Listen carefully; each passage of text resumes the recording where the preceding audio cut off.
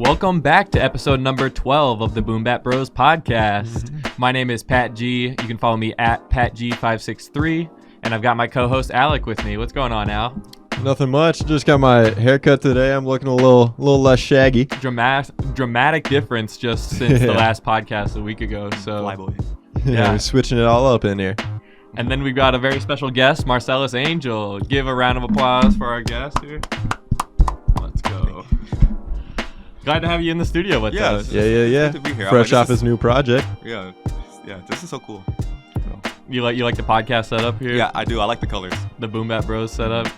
I had to do the orange for this, and then I have a second podcast that I'm plotting on that has a blue color scheme because, Living Color Media is blue and orange. So gotta, vary it up. But besides that, welcome back to the show. If you're new to the show, we talk about pop culture, media, music, all sorts of things that are going on and revolving around hip-hop music. And so just at the top of the show, I wanted to mention our new song is actually coming out here today, tonight actually, the day we're recording this, but it'll be available to listen on all major streaming services by the time this episode goes up. So go ahead and stream Drop It, Pat G featuring Marcellus Angel. So I'm really excited for this. This is the first song from my new project coming up along the way. And so I was just super happy that we were able to collaborate and get a really cool vibe put together for it. And I mean, we could talk a little bit about the writing process. I had sent you the beat with the chorus on it. And then I had my verse like halfway done by the time he showed up, ready to, lay down his verse. And then we were like writing that second half of my bars and then into the pre-chorus where we do the singing right before the chorus comes in together. So we were working on all that and like collaborating right before you came in and laid down the verse. So that was a cool process though, because it was. I mean, before this track though, I had only one other feature on any of my music that I had put out in like the past honored. 4 years. So you're the second ever feature I got. Yeah, it's a fun song. It's a really fun song. I'm like, let's go. I'm ready to hear it. It's a dance hall vibe, so I want to hear it like on the radio in the club. Just places where you're just gonna hear it out of the blue and be like, okay, I'm rocking to this and vibing to it. Plus, I kind of don't fully remember what it sounds like because it's been remastered now and everything. Yeah, I've mixed it differently. So I'm ready to hear. I've been trying to save myself. I'm like, I want to hear that for the final version. That final version of it. So I'm really. Well, you don't have to wait too much longer. It's gonna be out soon, but that's not all we're here to talk about today. Obviously, that song is going to be coming out on December 24th, so you'll be able to listen to that. But on December 13th, you actually released your EP, Blue Sky Renaissance. So we actually, ALEC and I, were just listening to it before we pulled up to the studio, and I've listened to it a handful of times just because it's a super quick listen at 25 minutes, and it's just a fun, variety of songs. Like, they don't meld together too much. Like, I can tell the differences between the songs and your ideas for them. But I just wanted to let you sort of give a little bit of background about your musical side of things, as well as just about yourself here as we're just introducing your project. But we're going to break it down track by track later. But I just wanted to give the floor to you to sort of spiel about whatever you wanted to spiel about. For sure. Introducing yourself. Yeah. So I've been into music forever. I think that's just like part of a lot of people's just natural life when they're born into this rhythm.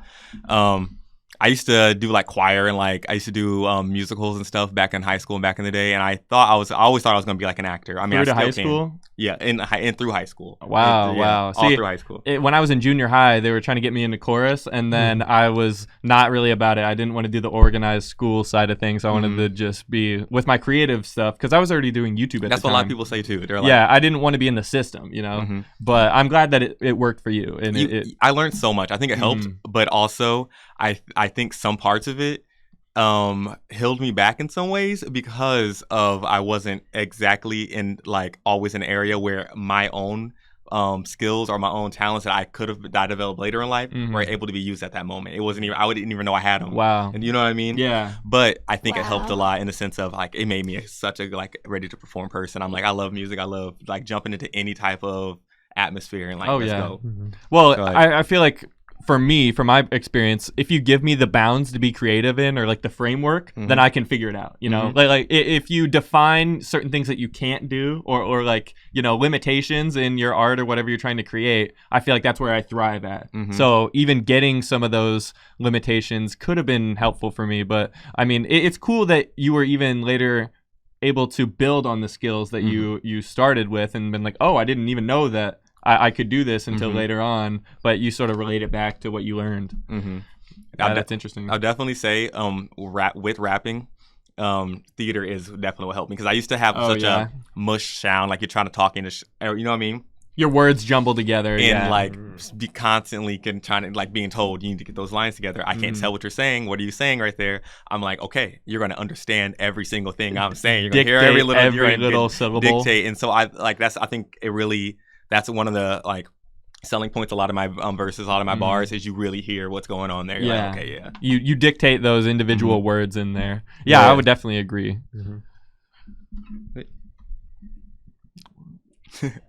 I had to grab this back up. Yeah, I'll go.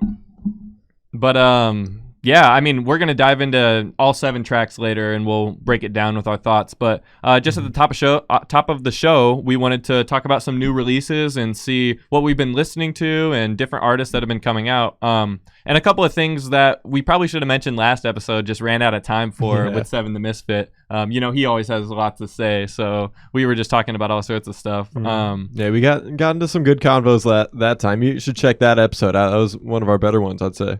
And I think the interview style is... That's where we were talking Astroworld and stuff too, and all that. Yeah. We broke down the Astroworld situation, so if you're sorry to bring it up. Yeah, sorry to bring it up, but if you're not aware, you can get the full context from our coverage in the last episode. But we talked about some new releases too, like the Donda Deluxe, but we were sort of playing catch up from our break. And one artist that I really wanted to spotlight was Lute.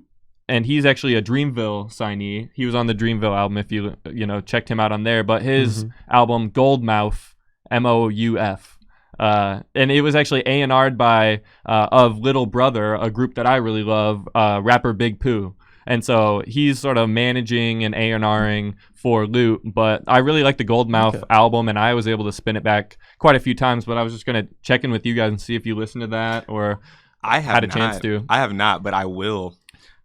It's real hip-hop stuff. I mean, Lute is not one of the Dreamville artists that was at the top of my list until this album came out, and I was like, okay, I actually got to give him more respect and like I haven't listened to Roddy Ricch. I'm sorry, I'm looking ahead on your little I've only one I've heard on that list is Alicia's. Is Keys. Oh yeah. I haven't heard any of those. I'm kind of embarrassed. Hey, don't mind, because I haven't heard the Lute one either, but like he was one of my favorites from the like Revenge of the Dreamers whole thing. He was one of my favorites out of that, so I definitely got to check out this one. Oh my gosh. Dreamville as a whole, I love a lot, like Earth Gang too. Like those groups, some of these groups are just made. I can't wait till they drop their next stuff. And that's upcoming, isn't it? Yeah, they got a single out right now. Right, I thought they had some sort of announcement, but I mean, we talked about Dreamville last week with Seven. I feel like we all just admire them and what they've been able to, build from the ground up. And J. Cole is just so inspiring in general. Our first podcast episode was reviewing the off season. Okay. So, it's been a part of our story congruently as well.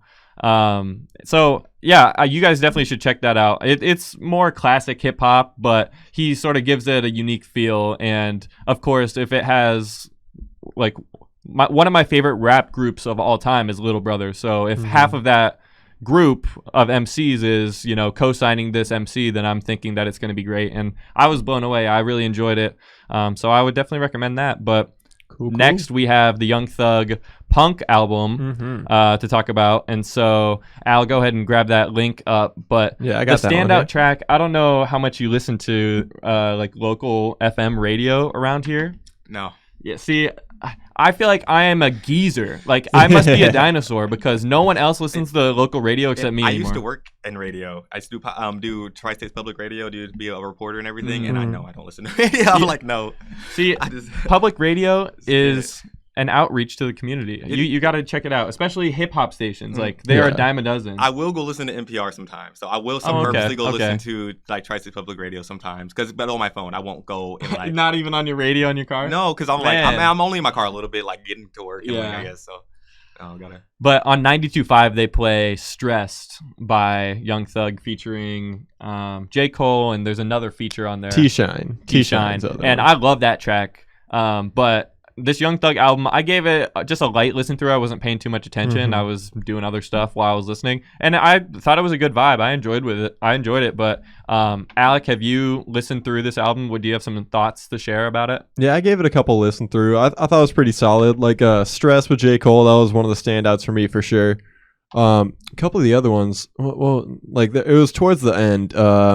This one, "Hate the Game," which is the second, the last two tracks on Hate the Game's really catchy. And then "Day Before" with Mac Miller, I think might have been my favorite on this whole thing, because it doesn't sound like the usual Young Thug. It's just a really stripped down beat. It's pretty much just a guitar in the background. And then this like cool Mac Miller feature, probably from the vault somewhere, that they pulled out in there. So that one was really cool. And I was surprised by how Thug came out on that one. Oh, this is exciting. I got new music to listen to. That's what this podcast is about, where we share what we've had our eye on. I mean, in the past, I used to have ALEC and Roger both like, you got to listen to this and put notes in the doc, and then we'll all have thoughts to share. But now I'm more relaxed with it. Like, you can share your thoughts even if you're sort of ignorant in a way to what the music actually sounds like, because you can say you're looking forward to it, or you're going to check it out, or maybe you're not willing to check it out because you're not a fan, or you're previous experience with the music or whatever. So I think Young Thug has just evolved over time as an artist, and he's always like made pretty polished stuff, I would say, like and high concept stuff that I can really respect. So I think Young Thug's doing his thing with this punk album, and I'm excited to give it some more listen throughs. I like Young Thug live, like watching. He's such a presence on stage and in interviews, and he's very talented too, all around. It's crazy because he doesn't even write. Like, he just goes in the booth and like he just does his verses. He doesn't write his verses before. He just is off top and just coming up with it. You gotta respect that. I mean, I appreciate, writtens and freestyles. There is a craft to both. There is an expertise to both that you can really, build upon.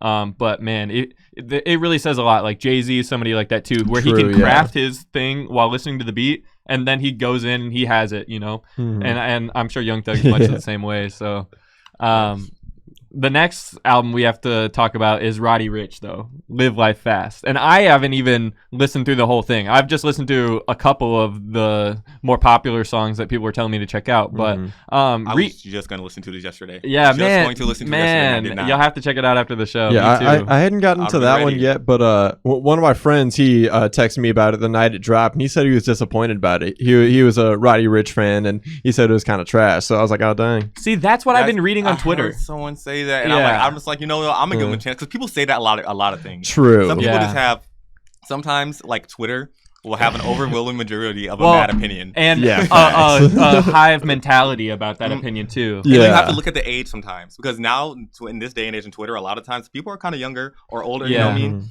And you'll see like in certain generations, they'll call something trash because they like music has changed a bit. It's evolved to a sense of what you want to hear. Yeah, they're not used to like a certain style. And then like a certain style might like come up. So I'm gonna give him a chance because Roddy kills it. Well, and I saw the poster for this. It was like a movie poster, and it had all the features and everything on it. And I was like, okay, this is a cool concept. When I first heard about it, so it was on my radar for that, and that's why we're mentioning it here. But shout out Roddy Ricch. I feel like he is he's like super young. He's like our age, Oh, dang. And he's one of the like most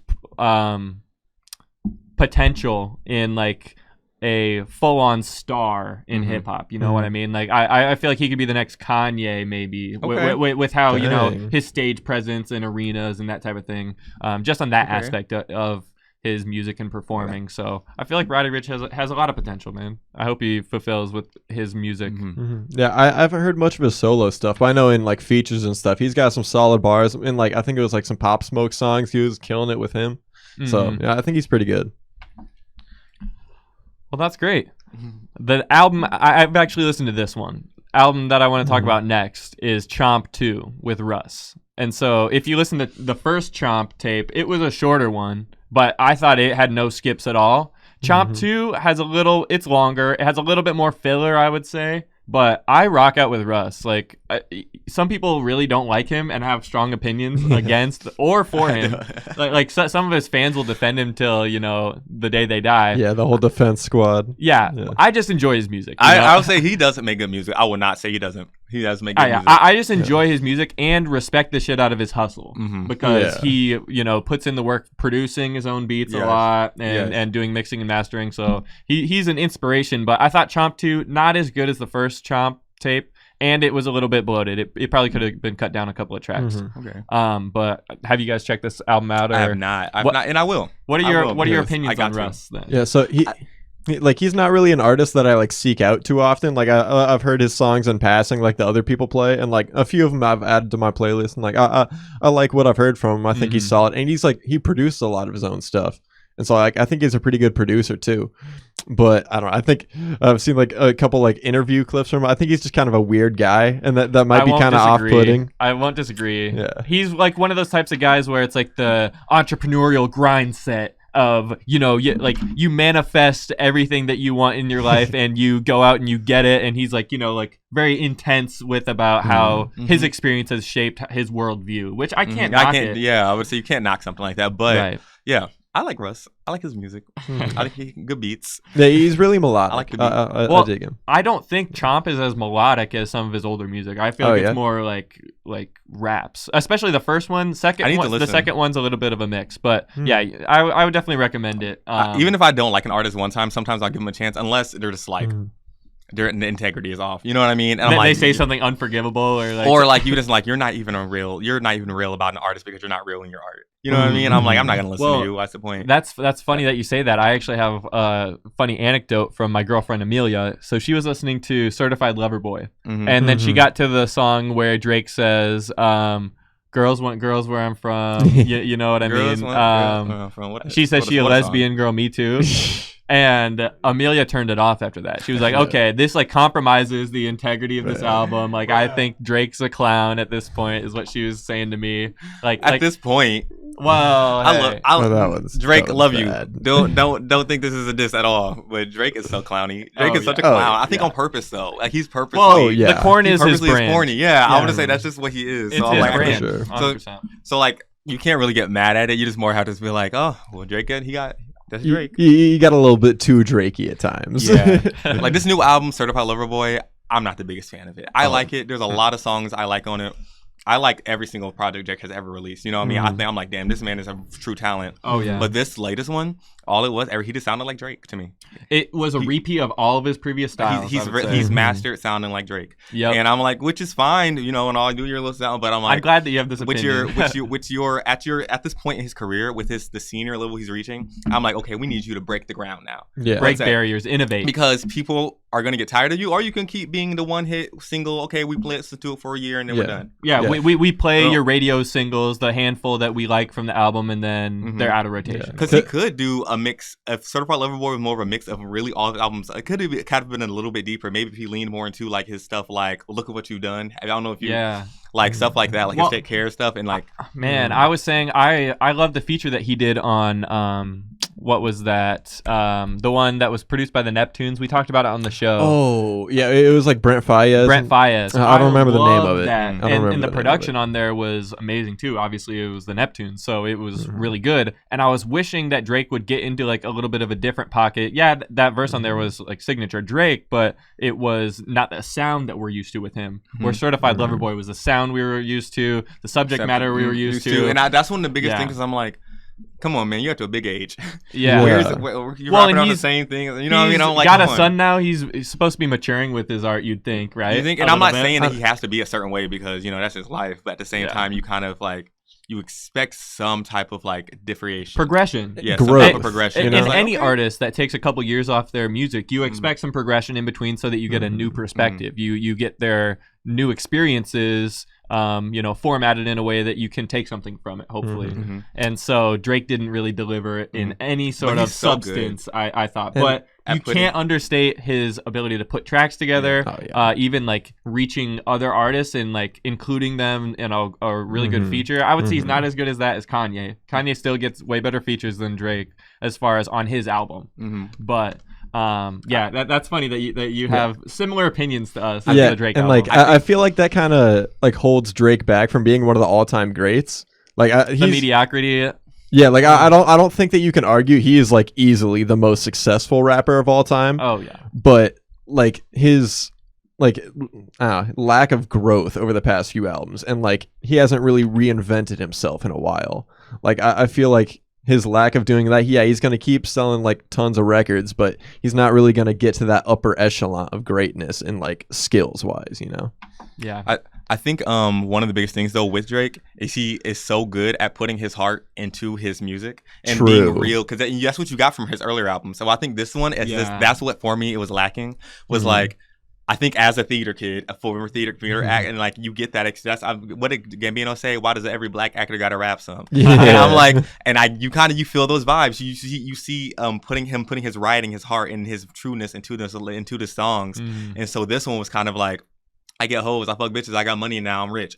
All right, but like, where's that heart? Like, show me that vulnerability real quick. Talk about being a father. Talk about. Well, no, I think he even had a bar that. Well, he said, "I've been high since my son's birth," so that might be a part of it. He might be under the influence a little bit at this stage in his career, riding off the high of all of his success in the past, not feeling like he has to be hungry on that. And I think that's a problem some artists get into. Like, they don't put as much effort or as much polish on their later work if they're comfortable. Yeah, that's what I'm nervous about. But I will say this album did make me ready for whatever he puts out next. Because I'm I think this one kind of seems like I mean, you got to think about the Donda situation and all that was going on. Well, we talked about it. It was that was a whole double you know what episode. I mean? It was kind of he was just releasing something.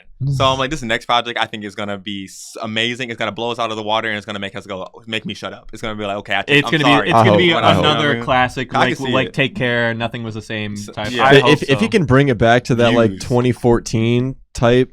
Like, and like not even the exact same of how he was, but if he can get back to like that level of where he was at rapping and like melodic, like the love songs on Nothing Was the Same, I think are the best he ever made still. And if he can get back to like that level, I'm gonna be super impressed. So the next album we have to talk about is Alicia Keys' Keys. And so last year when her last album came out, I played that back so much. Like 3-hour drive, amazing vibe. Like she had some awesome tracks on there. Obviously, she's like one of my most respected musicians and performers. And so this Keys album, I was putting it on yesterday and I didn't get through too much of it. And we had a little text exchange about it because I shared it online. And I was enjoying it so far, but I need to get through the rest of it and later in the track listing because it keeps up throughout the whole thing. It's Alicia Keys actually in Jay-Z. They were in a live Twitter thing conversation the other day. Spaces on Genius. Oh yeah, we actually shared that on the Boom Bap Bros account. And in it, she kind of was describing it as when she was pitching it as like, if you were going into your grandmother's basement and you were going through her old records and you were taking that moment, listening to those records right there, putting on, and you were creating your own thing out of it. And so I was like, I hear that. And she references so many different artists who have passed. There's a song called Nat King Cole, and she's just giving us Nat King Cole the whole way through. I felt her cadence on even the little bit that I listened through on some of it. I was like, wow, this is different than even her last album. Like she's taking some inspiration. It's a cinematic masterpiece. I really think it's a cinematic. It's like you're listening to a movie. You're moving the whole time through, and you're like, okay, it's progressing. And then she has the unlocked version. So this is pretty much, these last two albums she released are pretty much her self-titled now. Right, because the last one was Alicia, this one's Keys. Yeah, and so and then to get to unlocked versions, and the songs just pick up. It's a bunch of the same songs pretty much that she just did a second ago, except for it's like the whole different version. Okay, what if I wanted to master it this way instead? Oh, so she pretty much has it was this genre, a couple of different versions of the same track. Yeah, wow. So like it's really just twice. It's the original versions. Keys comes in, which is takes the keys. Keys is right in the middle and unlocks those songs. So all those songs the same. That's awesome. So they're so good. Like I got to listen again. Yeah, I'll probably just start it from the top when I listen through, just so that I get that full perspective when I do listen. But I mean, just from the front half, I was enjoying it. So when it picks up, I'm sure I'll even like it more. She's a huge inspiration for me too. Her last album. when we're gonna get into when we're talking about my music, but yeah, one of her songs, Gramercy Park, actually inspired my song Bottom of the Hill. Oh wow! And so the original writing for it and everything, and then that song transferred a bit into my own little thing for it. And so it's like, yeah, she's definitely whenever she picks up that guitar, fire. Man, yeah, I gotta listen to that whole thing, and I'm glad that you really enjoy it because, you know, I respect your musical opinion, especially after listening to your project. Like, I know your taste is there. So, yeah, I'm excited. So that's it for new releases as far as music goes. Next, I wanted to talk about Tyler, the Creator, and what he's doing with his shoe line that has now expanded into more of a not just streetwear with Golf Wing was the name of it. So let me give you the full context. So Wolfgang is the name of sort of Odd Future. And so he's flipped that to Golf Wing when he created his clothing line. Shout out. Hey, represent. See. And so funny enough story. In high school, I would buy Golf Wing and I would flip it on Instagram and eBay. Like I would buy it when it would sell out. And then I would just flip it and make like $100. Yeah, everybody was wearing it back in the day. Oh yeah, like 2015, 16. That was when I was making money. And so now I've got some Grail pieces and some nice stuff. But he then expanded. He was doing shoes with Vans, and then he expanded to Converse, who pretty much gave him a whole line called Golf Le Fleur. You know, Lefleur. So it's a French pronunciation of the Golf the Flower. And so he's been expanding that brand even more. And so he had a pop-up in California that a ton of celebrities and people came through. But it was really cool how he made a whole experience for, he's releasing a fragrance and a couple of other things under the brand. And so do you have it pulled up, Al? Yeah, I've got the link here ready. Yeah, so you can see he had a whole experience and a little pop-up shop put together sort of on theme with his latest album, Call Me If You Get Lost. Yeah, because there's the like luggage. the different travel accessories, luggage, all that stuff, and like different type of like travel clothes that are all in there. It was like a bunch of different stuff. Off topic, not really. I want to do a song with Tyler, Creator so bad and do a video with him. He's in my top 5 of all time because he's just one of my biggest inspirations. I love him so much. I wouldn't be making music if it wasn't for him, you know. So like other than my family, like the people I love the most in this world are Tyler, the Creator, and Jimmy Butler. Like cue the Thanos meme. I don't even know you exist for both of those guys. One day, man. Oh man, one day. Yeah, maybe one day you'll be able to fan out in front of them, but this article just sort of gives a little bit of recap. I was going to see if you could just grab a couple of sentences out that you thought were good to share, Al. Yeah, let me see what they're talking about on here. Yeah, but he had a fragrance, or I got to say it right, a fragrance that he released, a perfume. And so it was something that he's been working on the last couple of years and had a really big release and invited a ton of celebrities here to come check out the pop-up shop. And it looks like it's just on a hilltop in California somewhere. I'm not exactly sure. Yeah, it looks like it's remote out there, but dang. Yeah, they got like $500 cardigans, $1,000 leather jackets, $300 loafers. So it's like it's like high-end designer stuff. Well, a long ways from streetwear. Yeah. I mean, $30 t-shirts and they're handmade in Italy. Oh, okay. See, this is high end. This is high end. Where beforehand, it probably feels so comfortable though, but I'm like, sorry, I can't afford that. Exactly. I would not be shopping Le Fleur. Yeah, this ain't for us. I'm gonna be like Le J. Penny because I don't know. Or Le Coles. Yeah, Le Coles. Old Navy. Yeah. So here's Kanye there with them, and then Jay-Z as well. Okay, Jay. And who is that? I don't remember. He was tagged on the Instagram, but I forget who that is. And then Andre the boy. 3K. 3 stacks. Are all my inspirations look at in him. one picture. Look Kanye, at him. Jay-Z, 3 stacks. Who was the last picture I didn't see? I can't quite tell who that is. Yeah, I don't remember. I can't tell in the hat. Yeah. In the way they're standing. I can tell. But anyway. I got to see if you got more on these because I know in his Instagram, I know Lupe popped up too. No, that right there, that's an iconic photo set. Oh, yeah. Well, and that's why it's so cool that he was releasing this thing, not music related, but he put this all art piece together and then presented it to other, artists. And then they were able to promote it and share it and get it out to even more people. So it's just really cool how he approached this he approached this fragrance drop as an artist. Like, I feel like everything Tyler does is incredibly creative and inspiring. Here. I don't think it has the video. Yeah, go on up to the video. I wanted to watch not that one, but the one. Well, I'm looking for the walkthrough one, but I don't see that. Here, you could actually show the fragrance first. Oh yeah, it's this one down here? below. Oh yeah, the. Yep, right there. Yeah, this one. Yeah, so it's called French Waltz. Yeah, he had a couple different ones. I like waltz. I like the name. And then it's got the flower on top.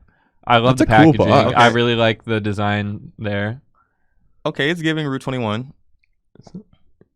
Is dozing off in the garden, sun beaming, driving off the, what does it say? Leftover reeds? Driving Beads. off the leftover reeds. It's a little far for us to read. Yeah, of lake water, sweet and floral winds blow in June.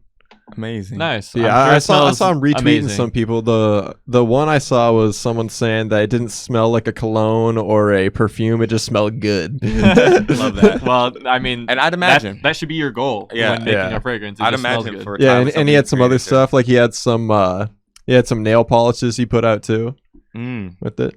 Yeah. So and then with the sweaters and everything that was there, it was more luxury style thing, but it was definitely catered to that market. He invited the right people, and like, look, these images are stunning. Yeah. I love that little shop. I want to make a music video on that. Yeah, he's probably going to. His design and just like eye for creating exactly his vision is amazing. Well, it seems like Tyler Creator has created his own world, and he has put us in it so many times. Yeah, he can easily just be like, his world is a walking thing that just shows up. Well, it's like every single album and every single like era that he makes is like a different aesthetic to it, and it's cool how he can like just change all the way through every single time. For sure.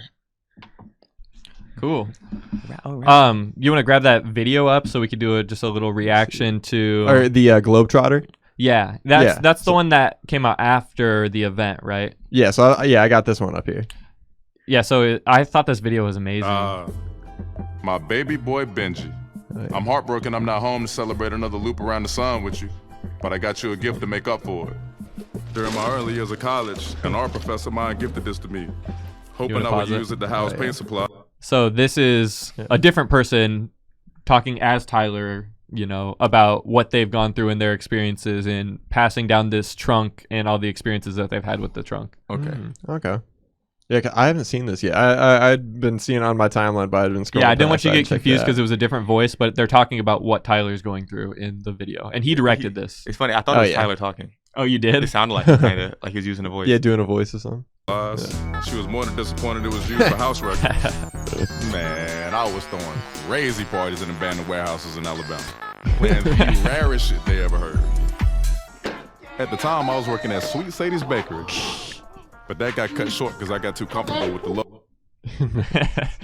So they were in an abandoned warehouse in Alabama. Is that where he said those dance parties were going? Yeah. Now he's working at a bakery and he's having fun with people there. So all these different experiences he was doing with this trunk. What the heck? yeah, globetrotting and everything. Locals. I had to get up out of there. And that's when I bought my first train ticket. The world became my destination. Across the Sahara on the back of camels. That shot is amazing. I wonder if he went on location for this or if they are literally standing in front of a green screen. Because they could be in LA and in front of a green screen, I wonder how they pulled this off. I don't know. I hope he's been traveling like crazy, so I wouldn't be surprised. They definitely if he could be just on like, location. Screw it, I'm gonna go out. That was some of the most peculiar Africans on that side of the sand. I made big-ass investments in the banks of Switzerland. Investment. That's the richest selection of chocolates I've come across. I've also some of the most ravishing women, specifically. What is he doing? What? He's just going. While she's dancing in circles. He's hype. Oh my gosh. In the valleys of Tuscany. I had a very the do-rag, though. This has got to be on location. I mean, look at those small streets. There's no way. The ocean feel like warm. Oh, this is on. It just happens to be blue. Yeah, it's got to be. And with those cars. And that noise, though. Step foot on, which I turned into a bestseller that thrived in mom and pop bookshops in Tokyo. That right there, his expression is all too happy. But yeah, so this is just some wild story that he's telling where he, robbed a bank and did all this crazy stuff. Then he turned it into a book and was able to sell it. and be successful. Yeah, and he's just doing it all to show off his like luggage stuff and everything. Right, that's what the point of this ad is just to make funny framework for showing off the trunk. So I'm glad that we were able to look at that because I think Tyler's just an inspiration in general. And his personality just seeps through everything he does. Yeah. Well, and I think it was really aptly put how Marcellus said it. He has welcomed us into his world that he has created for us. And, you know, it's like a seamless transition to just walk right into the experience that he's providing through his art. So shout out Tyler, the creator, man. Yeah, big time. So now I want to talk about some more music industry things and some certain topics that I wanted to note. But it was reported this last week that Bruce Springsteen just sold his music catalog for upwards of $500 million. Oh my goodness. And so he doesn't own any of the rights to it anymore, but he's got a good payday to walk through the rest of his life and take care of his entire family for the rest of their lives. Frick.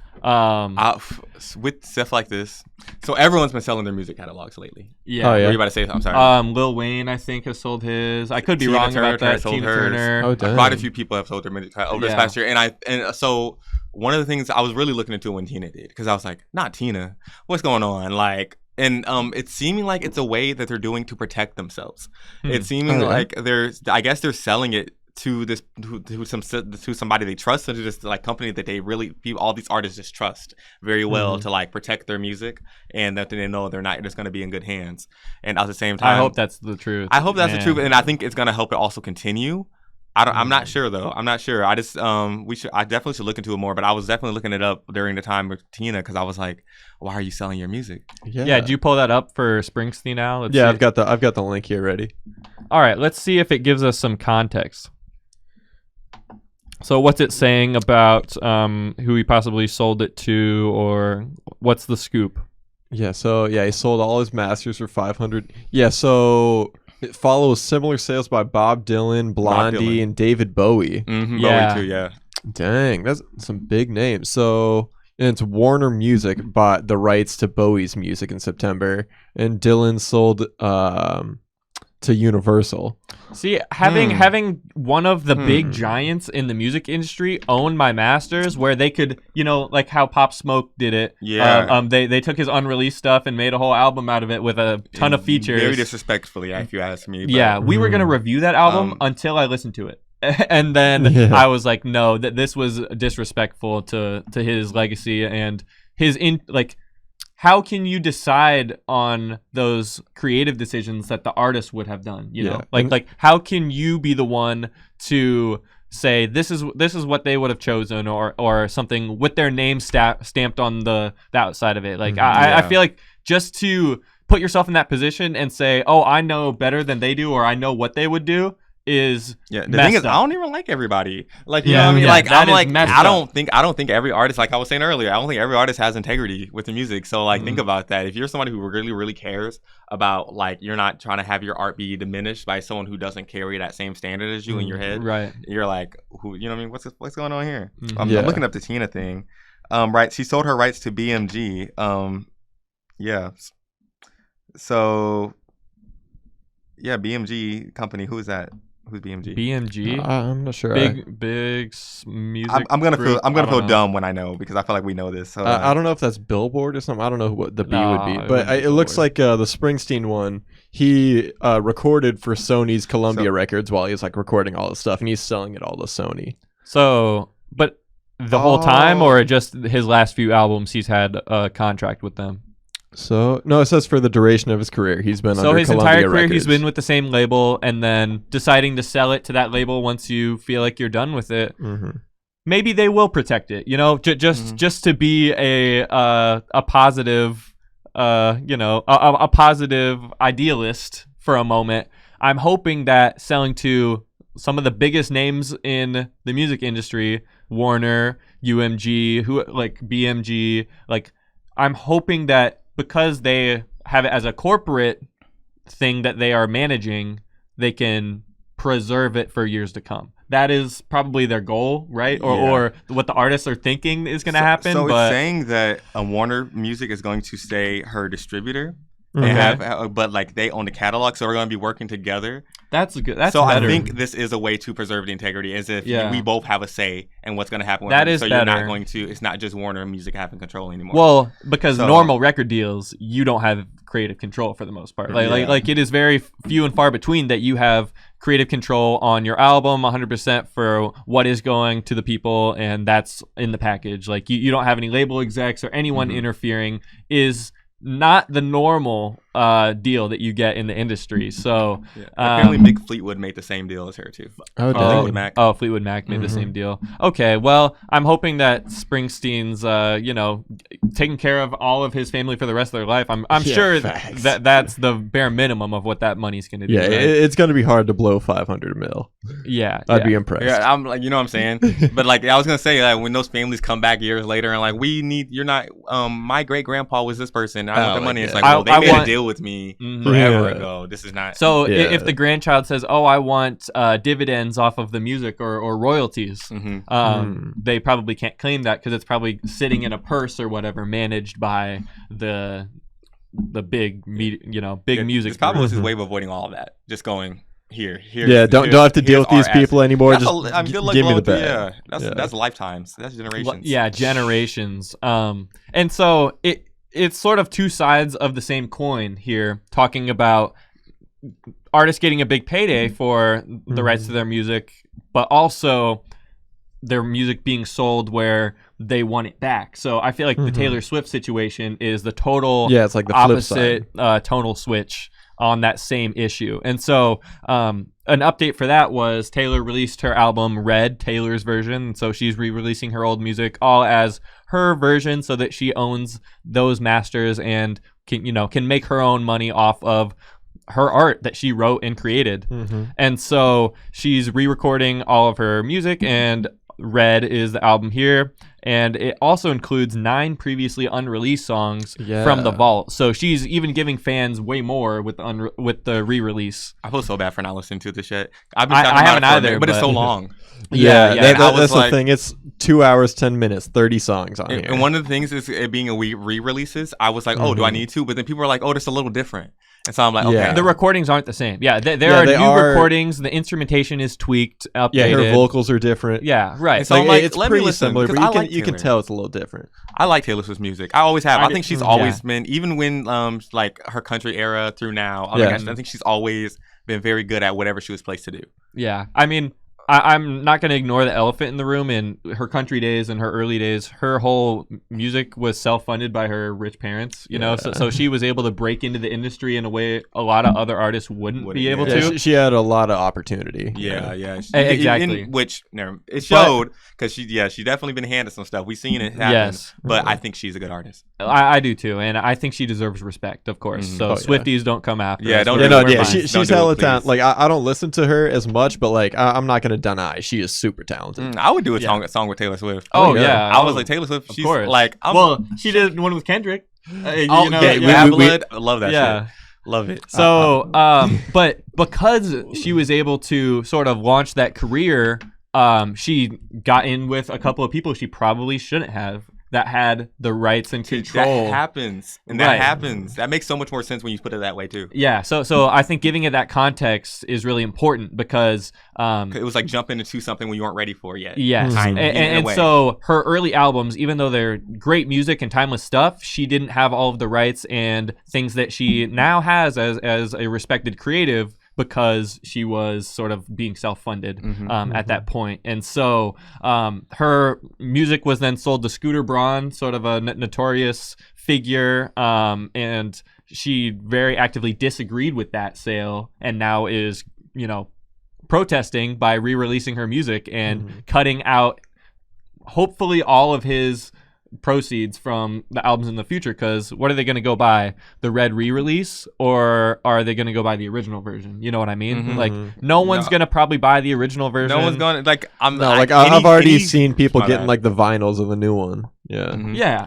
Like any respectful person is gonna go and support her. You're gonna support the artist. Exactly. Like because you want them to create more art. Just us talking about it makes me want to go stream it. Just so I'm like, yes, let me go support Taylor because. But because it was she was wrong by the industry. And she's not someone who's afraid to speak out, which and that can be very hard and damaging for your career. So you gotta give her credit where it's due. But that's not the only reason we wanted to talk about her, because she also released a short film. I don't know if you heard about this, but it's a 10-minute long version of her All Too Well song. Yeah, one of the ones she brought from the vault. And I think that version is on the album as well, right? It is. It's the very last track. The 30th track is the 10-minute version of All Too Well. And so it seems to confirm fans' suspicion that the song was about her 2010 relationship with Jake Gyllenhaal. And he was how much older than her at the time? Probably about... He was like 8 to 10 years older. 8 to 10 years older than her at the time, sort of preying on a... How old was she? She was about... She was like 18. 18, She was like 18, 19, 20. Closer to 30, Or no, actually, no, it was 20 because in part of this is when like her 21st birthday and he wasn't there. Oh. So it was when she was 20 and he was like 30. Yeah. And so fans suspected that their relationship was messy and that it happened, and it was seemingly confirmed with this video with some notable actors in it, right? Didn't it have Dylan O'Brien, I think, played the guy, and then the girl from Stranger Things, the redheaded girl from Stranger Things. Okay. She's young. She's like 18, and so the age gap in the video is even like it's enough to make you uncomfortable, Oh no. And so just imagine the real life situation. Oh no. And so a lot of people are sort of dogging on Jake Gyllenhaal, saying like, I get it, because people would have... You took advantage of her. I'm gonna speak my piece on it. That type of vibe. Please do. Not the whole situation, but in the idea, people will defend someone because they're like, they're 18, blah blah blah. But I'm like, there are mental states, there are mental developments that you go through, and that from 18 to 21, 24. I was like, literally, when I turned 19, I was like, what was I thinking in high school? When I turned 21, I was like, I can't. What was I thinking 2 years ago? Yeah, I was like, that was just a whole. So just that development, and you're 30, and this is a whole like, I'm like, you know, as a grown man, you're doing something wrong, but you're being nasty. Yeah. Because, and I was leaving that alone. Well, and she was calling him out. She had some lyrics in the 10-minute version that was like I keep getting older, but your lovers stay my age, and it's like Leo, like I'm leaving it alone, one of my favorite actors, but I'm aware. We see you. Yeah. Well, even the controversy with what's his name, Franco. Oh yeah, James Franco, and that he's come out of hiding after 4 years. This week, he finally had an interview where, he had been accused of sexual assault, and so he was silent on it for 4 years. And guys that are famous and put themselves in a position where they have power over the other person, even if the other person is an artist or whatever else, like there is a dynamic that you cannot deny that is wrong at that point. And so any rich and powerful man, like the whole Me Too movement is built upon, calling this out and making sure that we learn from the errors of people in the past. So a lot of people are dogpiling on Jake Gyllenhaal because, that was 10 years ago that relationship happened, and now he's getting more flack about it. There's a lot of toxic traits that men have to outgrow as we go. I talk about it a lot in my music too. I talk about that a lot in my music. You actually That's why I'm like, because I'm like, I've been there. And like in the sense of what is wrong with you? You know what I mean? Why are you this person? Why are you this underdeveloped human that you weren't even aware of? Yeah, and you got to catch yourself. Yeah, you have to, because you just that awareness is everything. You can't make mistakes. Some mistakes you can't make more than once, and some mistakes you shouldn't have made in the first place. Well, you should just know better. You should at least have somebody. Yeah. If you don't have someone in your life, then hopefully listening to this podcast, you guys can pick up on a little bit of the knowledge we're trying to put down. So. But all right. Yep. Sorry, I didn't mean to cut you. No, it's all good. That's all we really had to talk about that. I just wanted to get your perspective a little bit, so I'm glad you had some thoughts to share. So the last thing I wanted to talk about before we got into your project, Blue Sky Renaissance, was the Beatles Get Back documentary. And I know ALEC has watched it through all the way, but I've only It's You very finished long. it? I haven't. It's very long. I only watched the first part. It's like 8 hours. The first episode is 2 hours and a half. That's a 2.5 hours. feature-length film. And I'm like, each one of them. hold is. on. and it's like, I love the Beatles. I really do, and I love the writing process. Well, and so this the was, insight into it is amazing in the documentary. Like these private it's hard moments. it's hard to stay awake. Well, sure. because it's back in the day. It's old footage. Yeah. You're watching old Yeah, footage. and like a lot of it is just like the in between. Like there's like jam sessions in there, but Yeah. then there's like a decent amount where it's just like them talking. Them conversating or and it's just, you're just hearing chit-chatting. comfortable British voices from back in just the so day soothing. just talk to you, and you're just like, Yeah. It's like, tell me more, Paul. yeah. But no, yeah. So how was it? How you finished it? So Bro. yeah, Alec finished Yeah, it. so I listened all the way through it, or like I watched all the way through it, and while I was like the couple days while I was watching it, I listened through all the Beatles albums because I was like, with watching this, I need to educate myself. Like I've heard like some of their hits, but I was like, there's so much of their stuff I don't know. So I went through. I still haven't listened through all of their projects. Like Alec is ahead of me. Yeah, I I've went heard the way popular nerded stuff, out. but Yeah, I way nerded out for like a week there, and I like put together a whole like playlist of my favorites of their stuff that we're gonna be putting on the Boom Bap Pros Spotify page. So yes, check that out. But They have some good albums. Yeah, Yes. yeah, listening through all their stuff and watching the documentary, like I was just so. Like I was like it really inspired me. I was like, dang, like I really want to get a guitar or piano now because it was just really cool seeing their process of like having the framework that they were working with of like doing it for a live performance, and just their whole process of getting the right takes for their songs and how they were like discussing like the changes with each other. Yeah, I think specifically in the first episode, it was cool how they were sort of trying to fit in the framework and pushing those limitations a little bit. Because they said, yeah, previously we would have all recorded a track in here on the 8-track player. Before computers, they had the analog 8-track player, so you'd have to record onto one piece of tape and then, put it on the other ones to layer vocals. So that's how they would do it, to record a couple of takes and layer their vocals, where in the live performance, they have to either sing it at the same time or sing it a little bit of varied lyrics or change things. And I thought that was super cool to see how they were breaking it down and coming up with their ideas. And even like, you could tell that they all had ideas coming in, and then they just like shared and like combined all the process in that room. That's exciting. Yeah, and it was it's super cool. It's cool seeing how their whole group dynamic played out and how Paul was like really trying to get his vision, and kind of interesting seeing like the snapshot of where the band was at that time of in like, '69. Yeah, of seeing like how they were functioning but dysfunctioning at that point, where it was they would bicker or have disagreements or things that one person would put their foot down about, and just all sorts of decisions that they all had to make, 4 of them, and have it be unanimous. Yeah, and like after that point, like that was a couple years after that their manager had passed away. Right. And so like they hadn't functioned the same way since then, and like Paul had kind of stepped up as their leader. Like, and you can definitely tell in so I haven't seen the last 2 parts. I'm only coming with a third of the context, but you can tell in that first part, especially when he shares Let It Be for the first time and like the handful of other records that he's developing with them. Like, you can tell that he spent time before he approached them, like working on ideas and trying to workshop stuff before he even came to present it to them. And it's cool seeing their feedback, and like they thought some songs were like, oh, this is more of what we've been doing already, where they're like, oh, maybe we should expand or progress a little bit. And just those little conversations were so cool. But I would definitely recommend checking it out on Disney Plus. I gotta finish it over this holiday break. Like it inspired me like artistically big time. I was like, okay, I want to be like that. Like, I was immediately inspired from the first like 30 minutes. You're immediately like, okay, yeah, let me start writing right now. Yeah. Well, even the studio space they were in, I was like, wow, this is such a cool a place where they can bring in props, record a live show. Well, and that's not even like when they get to the second studio place in the next episode, like they get way more productive. Like they get comfortable in there, and then like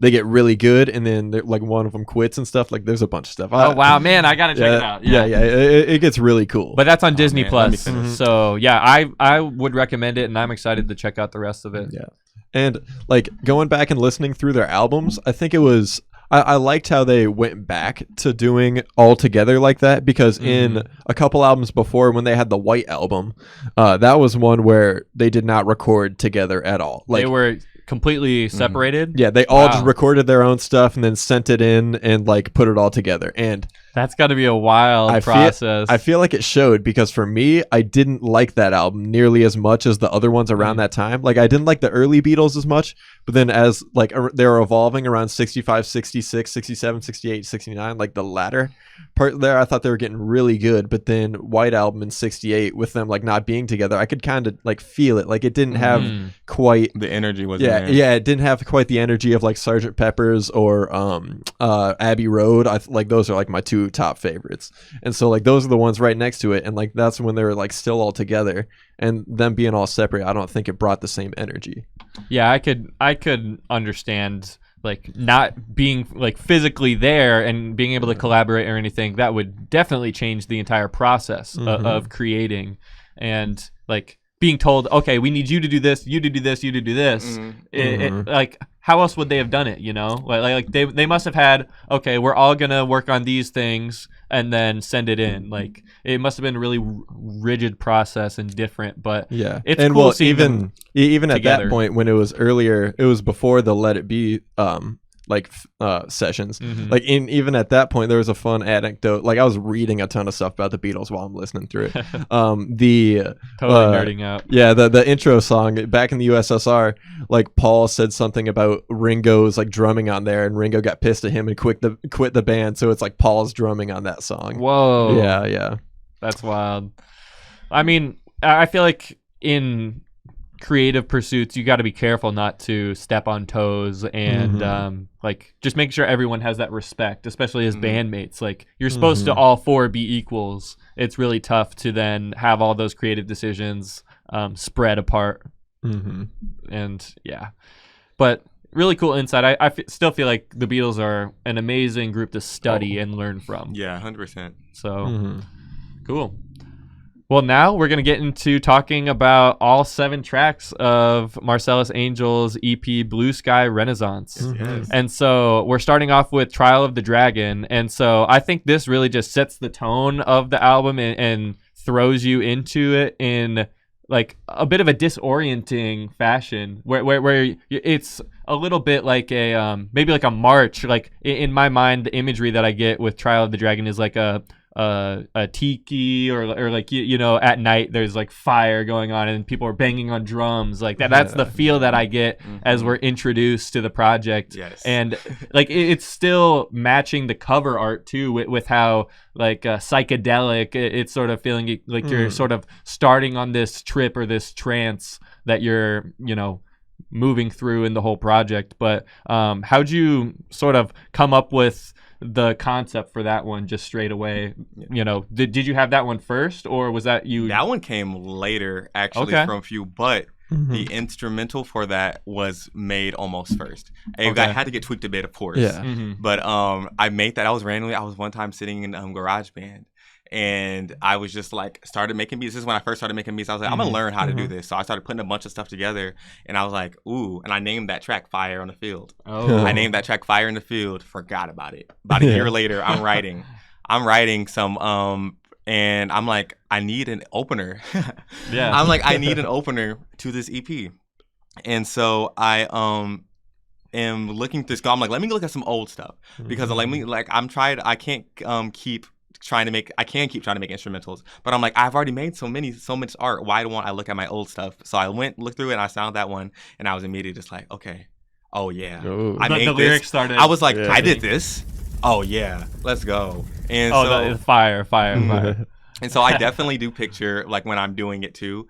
As I was writing it, as I was creating it, I was picturing that dragon. I was picturing me on that field riding that dragon, being in a battle, all that I never said. So you saying that, I'm like, yes, that is literally. Yeah, I'm glad that I was able to pick up on your vision. Yeah. So that's cool. I mean, I definitely think it sets the tone, and it matches. Like, I feel like the first track and the last track for me need to like fit the entire vibe, and like, you know, give it a cap on both ends that you can frame the rest of it with. and I think it was really good starting and jumping in with that one. So I'm glad that instrumental worked out for you. So thank you. And that one definitely talking my good shit at the beginning. Start off bars on there. I'm like, the first thing I say is it seems that they don't really fuck with you I say that because I think this whole album, the whole EP, is going to be about healing in a way and about growing and about things. And I'm like, people don't fuck with that. There's things that people just aren't going to listen to because this is a different type of hip hop. It's not going to be that trap. It's not going to be talking about drugs. I'm like, this immediately they're going to look at you like whatever you're doing is fake. We're judging you immediately, and it's like you're not going to actually take a second to really take that message in. And so like that fire in the field, I'm the dragon in the trial. You know what I mean? And this is one of the trials I'm facing. And at the very beginning, you recognize that too, like that's so crazy that right as you're beginning, you're like, like even putting myself out there, I'm gonna get judged, and because I'm not doing the traditional or more mainstream sound, that's even gonna draw more criticism or attention, hopefully, So that's really interesting. That's cool. Yeah, that answered some of the questions I was gonna have for it. Like, I was just gonna ask, like, how'd you come up with like all the different layering of like that beat, and like I really like the feel of it and the like instrumental interlude about like 2/3 of the way in there, where it's like between the rapping. Yeah, exactly. that part. I love when that comes in. So when I was with layering, especially specifically vocals, I was going for this like oracle vibe. In a sense of you're hearing like you're hearing a bunch of voices in your head. You're hearing this, but this like it all seems like one. It seems like one giant sound coming towards you, and it's like almost mystical. It's almost like I'm like dancing in this fire flame, and you're seeing it, and it's like you're just it's illusion almost. It's a mirage almost. Okay.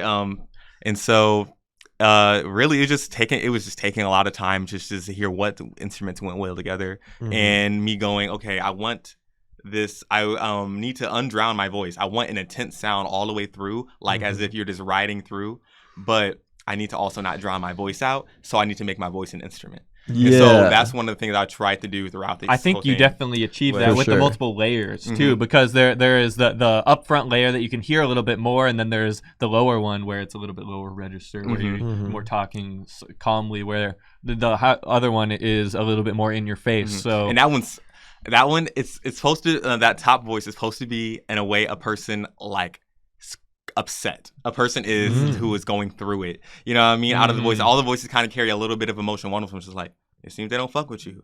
It seems they don't fuck with you. You know what I mean? You're upset. So like, and you kind of, if you really listen to it, you kind of like, okay, I hear what he's talking about right there. Like, this voice. You can pick up the different emotions on the delivery even too. So, I it's cool that you intentionally left it so you could decode those vocal layers too, because I definitely was hearing that through listening to it. So like that was one of the main things I was like thinking when we were listening to it in the car. I was like the you can definitely like hear the vocal like it's clear from all the other instruments, but it doesn't like tower over them. Like it's put on the same level as like the rest. Yeah, like it's put at an equal footing. And I thought that was in cool. that flame kind of. Yeah. Man, I mean, that first track, I definitely think set the tone, and then we go into the second track. So that first one, you produced all by yourself. You had that garage band, and you put that all together. But the second one, you actually worked with a previous guest of ours, last episode, 7 the Misfit, on the production a little bit here. So I could tell it was his drums a little bit. I feel like just listening to it, even if I didn't know, like, because I know what his music sounds like, I could hear a little bit of that in there, and I was enjoying it. But what was it like co-producing this with him and sort of collaborating in that aspect, not just on lyrics, but on the instrumental side of things? 7 is so talented, and I really appreciate him so much, because like if I like he just plays me sometimes. He'll play an instrument. He'll like, listen to this thing, and I'm like, he'll play something he made. And I'm like, I'll start just doing a little singing or something too. And he's like, do you want this?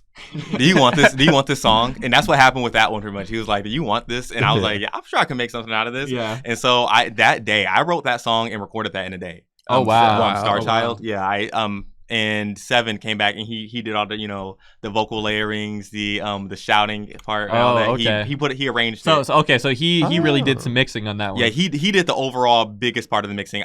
Once he was done, so funny not funny stories, tragic story with that. Tragic. We ended up like losing the file for it, but I had the file. I had one. That's the worst. But I had one, but it wasn't the original file where you can go and edit it, and then we wanted to bring the vocals up. So I had to like that's why that song sounds so different than it originally did, but I like it because of this. Because this is I had to monetize my sound take it out of. Oh my god, I like can't imagine. I went through a different app. I used an app which will take your background vocals off of their instrumental. Took my vocals, yes, it's how process this is. I took that, added that into this track list, and I made this all in GarageBand. And I went and I brought it up, and I added some like crunchiness to it, and I did this twice. I double layered it, and then so it has 3 layers pretty much. Oh wow, going through it, and the other layer is a little bit higher and a little bit sweeter. And I find the middle, and the biggest thing I kept having to do was keep tweaking that middle so you get it, because it was too open. It was way too sounding, and I'm like, I need you to get in the middle right there. Well, I think even though it's funny that context, because even though you mixed it like that, I feel like it works for the vibe a little bit, especially with like that slow sax sample, and how like noisy, especially with the drums come in. It just like it really fits the vibe there too, and. Like with what you're talking about there too, you're talking about yourself, and you're talking about how your aspirations and goals are like, you know, pushing you to make music and be creative. Star Child, yeah. Right. So I think that whole vibe really fit together there, and I really loved that track. I mean, this is one of the ones I could see like hitting on the radio just because it's so catchy. The hook is super catchy on that one. Appreciate it. Yeah, that one I was feeling it. That was one of those that happens a lot sometimes with lyrics. Some of my best stuff is in that moment. Was like right now I'm feeling a whole song, and so that one definitely. And I was telling you how theater, how my theater roots, how I thought I was gonna go to Juilliard. I thought I was gonna be here and there and there and there, and then it's like your expectations versus reality. But I'm like, I'm still gonna get it. Like it might not be the path you thought it was going to be, but like it can still get you to where you want to go. Exactly, because it was written in the stars. Yeah. Wow. A different definition of success. You don't have to follow your original plan. It's going to change along the way. So yeah, I think that's awesome. Yeah, and I had a question with that one with like the lyrics of the hook on that. Like, are you big into astrology? With like how do you resonate and like relate to your like big 3 signs you're talking about on there? Yes, I'm pretty into astrology. I'm not as much as a lot of people are, but myself personally, I think I like a lot of different aspects of different spiritualities and different meanings within the universe. And I think astrology is one of those. Like, and maybe not every single thing is accurate. Maybe it's not exactly describing you, but I think it's a good guide to get you in a good direction. Because I think once you start following certain aspects of astrology, you realize, keep listening to your horoscope daily, and you can like follow something, maybe follow a little bit, and then one day you're gonna be like, dang, how did it read me? Every single day it's reading me, and it's because you're living in some type of truth. So once that started happening, I really started realizing the truths in that, and also talking about how people see me. That's one of the biggest things with that too, because people always talking about, oh, you're a Gemini. I hate it. People hate Geminis. The stereotypes. People hate Geminis. I hate it, but like I get it. But I'm like, Geminis are some of the most successful people. It's kind of like that bipolar most driven. It's like the 2 sides of the coin with the Gemini. Exactly. I'm like, we're your Lauryn Hills, you're your Kanye West, we're your Donald Andre, Trumps, I think. making money, but we're your Lauryn Hill showing up like, we're your Kanye Wests, we're your Donald Trumps. You know what I mean? So I get it. So all of those. Yeah, you're right. All of those names have some good characteristics, bad characteristics that sort of weigh out and meld together to form the idea of a person. Exactly. So that was my way of kind of just like putting it out there. And then my second verse in that starts off, being stared down by Neptune in my 6th house. And the reason I wrote that, I was outside one day and it was nighttime. I like going out staring at the sun, stars at night a lot of time. I was sitting in my yard. And this Neptune is just super. That happens a lot. Neptune will stand out very clearly in the night sky sometimes. And I was like, what is that? That's so bright. And I went and looked it up. I said, Neptune. It's looking right at me. I'm like, I feel like this planet is staring at me right now. And I looked up, where's Neptune go in my charts? Neptune's in my 6th house. And that means I was meant to be a leader. I was meant to heal the world. And I was meant to change. And I was like, that's crazy. Chills, bro. And so I was, you know what I mean? And I was like, once those pieces sort of come together, even like how you were collecting all the information, like just to get there. Wow, that's such a journey. I don't think I'm nearly as far as you are in your astrological journey. So I'm a Sagittarius, and I still get a little bit of a bad rep. Yeah, you're the only Sagittarius I know is Nikki. Yeah. Nicki well, Most Def I share a birthday with. Oh, yeah. we get a bad rep Jay-Z. sometimes. Yeah, Jay-Z also, but I don't feel like I know the whole breadth of it, but I do think that there is truth in the horoscope. And even if it doesn't, fit exactly lining into your specific life situations, like as a guide, I think it is helpful. And I used to listen to a podcast daily, this Sagittarius Daily. Today? Yeah. So Parcast? Right. Yes, on Spotify. I know exactly So I would just have that go in the morning and then just, set my day for that. But I've fallen off it in like the past 4 or 5 months. Probably I haven't listened to it too much, but I put mine on every day when I'm going to work.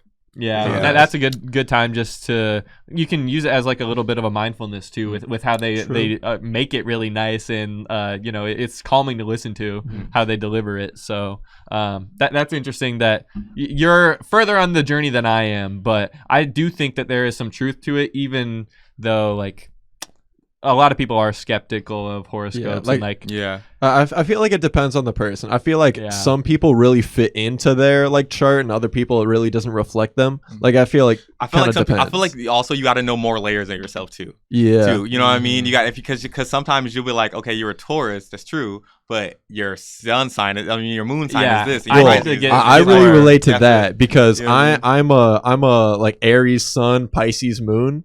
So like that, those two together are like really weird together. Fire and water, emotional, and he's showing it. Yeah. So like Aries sun are basically just known as like assholes, but then like Pisces are just like sensitive and emotional as hell. So it's like I kind of got that. It's funny because some of my favorite artists are Pisces too. Yeah, like Erykah Badu. Oh you know what I mean? Tiana? No, she probably not actually. I might have just lied about Tiana Taylor. Sorry, Tiana. But anyway, I like her. So if I was to guess on Tiana, I'd think she's like a Libra or something. Yeah, I was gonna say I think actually her birthday was a couple months ago. My girlfriend's a Libra. That's all I know. Yeah. But yeah. Start out. I wish we could go bar for bar with some of these songs because there's some of them they're a lot of hidden messages. Yeah. But like for now, let's get the concepts in. Well, people can hit you up on Twitter and Instagram, right? How about you go ahead and plug your profiles while we're here. Quick. Yeah, follow me on Instagram. I am Mar on your gram, MAR on your gram, and on Twitter I am Mar on your line like timeline. So yeah. Follow me. And you can find me on Spotify, Apple Music, all that. Yeah, well, and they can share if they listen to a couple of bars and are asking you questions about them on there. That's a great place to do it. Because I might eventually do a full breakdown at some point, you know what I mean? Do like a bar, like break, just because some of these I'm like history lessons. They are pretty dense, yeah. I wanted to pull some bars, but I'm just sort of coming off of them off top, and that leads me into the next track, Bottom of the Hill. So I wanted to, especially in the chorus, confirm with you, is the redhead girl an actual past flame of yours, actual girlfriend or person, or is it a metaphor or a symbol towards something else? How about we put it on the record? It's both. There we go. Most of my lyrics are gonna be multiple things. I can't because I have to do that in a way of I'm like, I'm not about to make a song about you.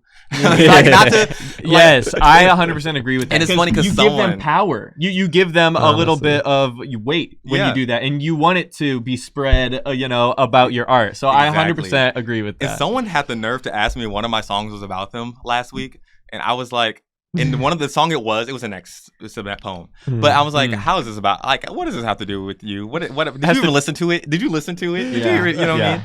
So, but yes, Bottom Hill. It was based on this girl who I had a crush on. That not based on, but that part of the lyrics where I'm talking about the redhead girl. It was the girl I had a crush on throughout all elementary school. I was always teased for it. My family always teased me like, "Oh, Marcellus likes redhead girls." Yes, because you know what I mean. And I'm gonna get deeper. Was it because of her race? Yes, I was. Yes, I was about to get into that. I was going to say I'm gonna get deeper into. I'm gonna be honest. It's because she was a white girl. I went to all white school, really, except for me and my family, and there was like maybe 2 other black families there. Wow. And well, even so we went to probably the more country-ish area of the Quad Cities is where our school district was. Yeah, and we still had north. And we still had some minorities in the school. And I felt like even as we were getting older, it was getting more diverse. Well, that's what happened. Once I graduated, that's when like they started integrating a lot of schools, and now that school is so diverse. Oh, okay. But when I was going there, it was very much and you got that a lot sometimes. Some teachers were very much like, we don't want other people here at our school. They didn't want us there. We lived on the bottom of the hill. I was not in the school district. I was not supposed to go to that. You were school. right outside the zoning. That's according to them. However, I remember finding out later, in like around 5th grade, this girl who transferred over, who lived like 2 towns over, was going there, and my mom was so mad when she found that out because they gave us such a hard time. No rules for her, right? They gave us such a hard time about going to that school, and that's the bottom of the hill. I wanted to be up top so bad because going to that school. That's where I'm in elementary school. All my friends are where you are making school. All my friends are up on top of the hill. Wow. After school, they'd be going, hanging out. I can see, and I'm like, got it. There goes my car. We're going. Yeah, we're going the opposite direction. And they're all walking home because they all live in the neighborhood. Yeah, right. Where you got to get picked up. Wow. And so, it was just always missing out on those things. I'm like, I can't wait till one day I'm gonna be up there. I'm gonna have my house. I'm gonna have all these goals. White dreams. That's like I want to have all these dreams of what I thought to be a successful life because I didn't think my life was it. Wow. And so yes, I wanted to kiss that redheaded girl. That really says a lot of like internalized. I don't know about oppression, but I mean, hatred, hatred and societal just like ideals. Not acceptance, really, just non-acceptance. When I perform that song, one of the things I try to emphasize around the end of it, I be like, all about me, all about me. I'll try to emphasize like that's what I'm being selfish. Yeah, it's a selfish thought. It's a selfish thought. Like the song sounds like. If you were just giving it a quick listen through, you're like, oh, this guy sounds like he doesn't care about black people. He's like, wants to go kiss a redheaded girl. Okay, whatever. I'm like, listen to what I'm saying. Yeah. I'm like, I think that might be true until you get to the next track. Well, until you get to the next track. And then your perspective changes a little bit. And I still think the message throughout, I don't think it gets downgraded like, oh, there's this, kid that's trying to give it this white girl. I don't think that you could. No, there's so much that was more my to fear. it. No, there's so much more to it. Well, as an artist, I feel like there's always that reaction in the back of your mind of the thing that you don't want people to draw the conclusion of, right? And because that's how people saw me a lot too. A lot of people saw me like I'm as a well-spoken black man, as educated black man.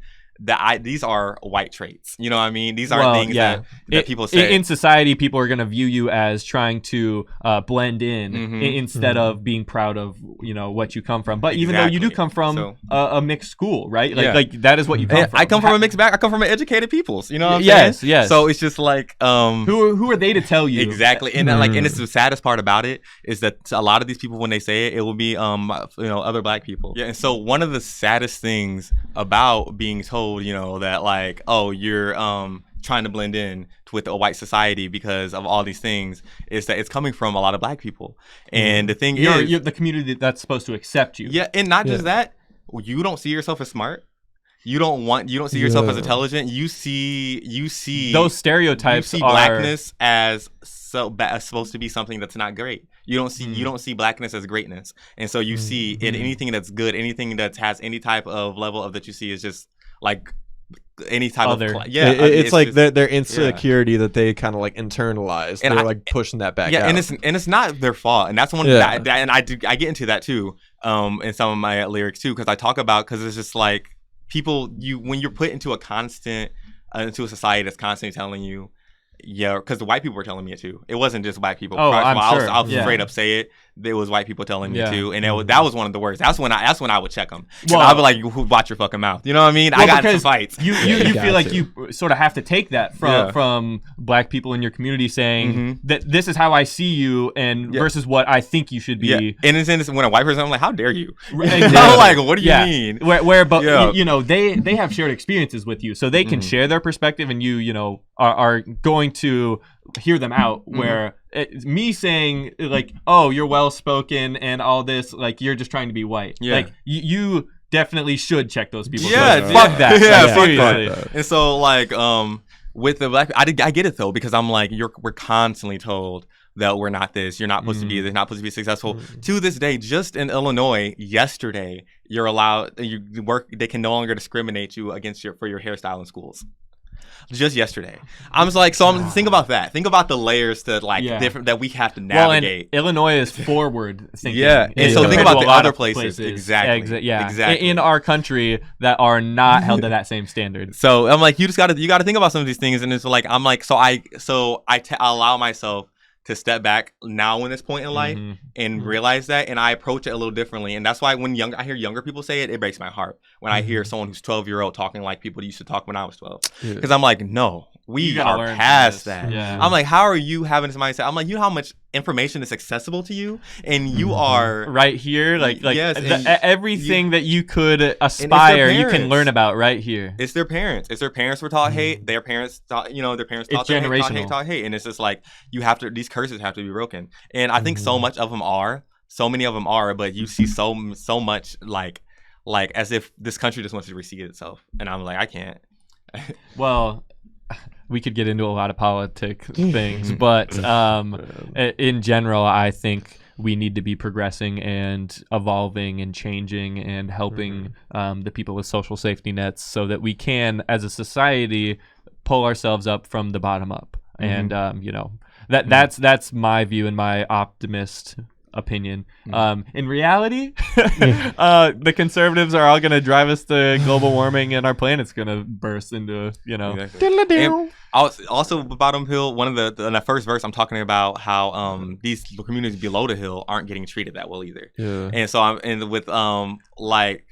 just the fact that in school districts it is what is it, the income tax and property tax decides school funding. Yeah, and like where they draw the line. Exactly. And where they draw the lines. And that guess who's always getting the money? Yeah, guess who's getting the money? The wealthy neighborhoods, because their tax value yearly is more, and so their budget just continues to increase. Where the parts of the city that are underfunded and the property values aren't going up, their schools aren't as good because they don't have the money coming in from the government from those tax properties. So, the system needs to change to help the people that are hurting the most. Yeah, these people we don't even have street lights. There's street lights, but barely. The bare minimum. Yeah, it's like you have one at the end of this block. This block goes all the way through, which is darkness, and then one over there, and it's like, don't get robbed. Well, especially this time of year when it gets dark at 4 or 5 p.m. Like, what you expect those people to be in the dark most of the time, and that took someone from a suburb to point it out to me in my neighborhood. They were like,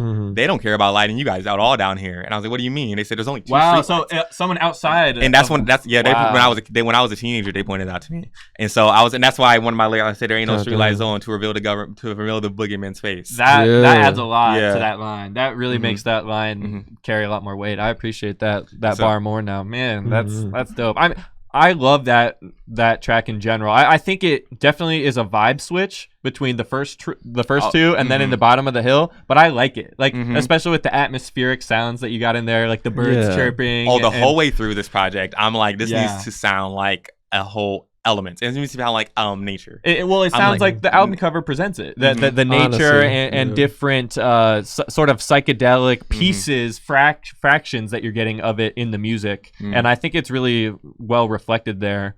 Thank you. But wow, we talked a lot about that track. No, that's a good track. I appreciate your answers though. I'm really enjoying the interview so far, and I think this next track, even though it's not necessarily a song per se, it's a spoken word piece more that it fits, structure of the song. I think it's probably my favorite that you have on the project. Thank you. A lot of people say that, and that's source of passion. That makes me so happy because it's so hard. People skip poems. People are going to skip. This is essential for this. For project. A lot of people, this is an interlude.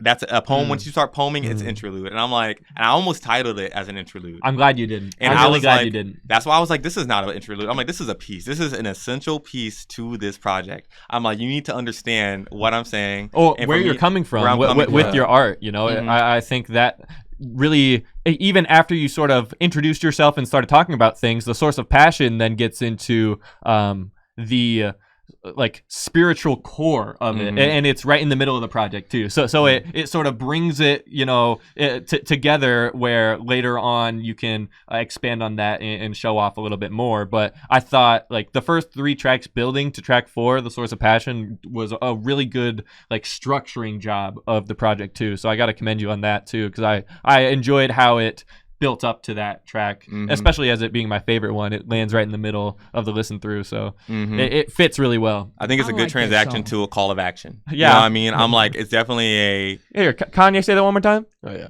I like that song. I like that song too. Thank you, Kanye. Thanks, Kanye. Thanks, Ye. Yeah. Oh yeah.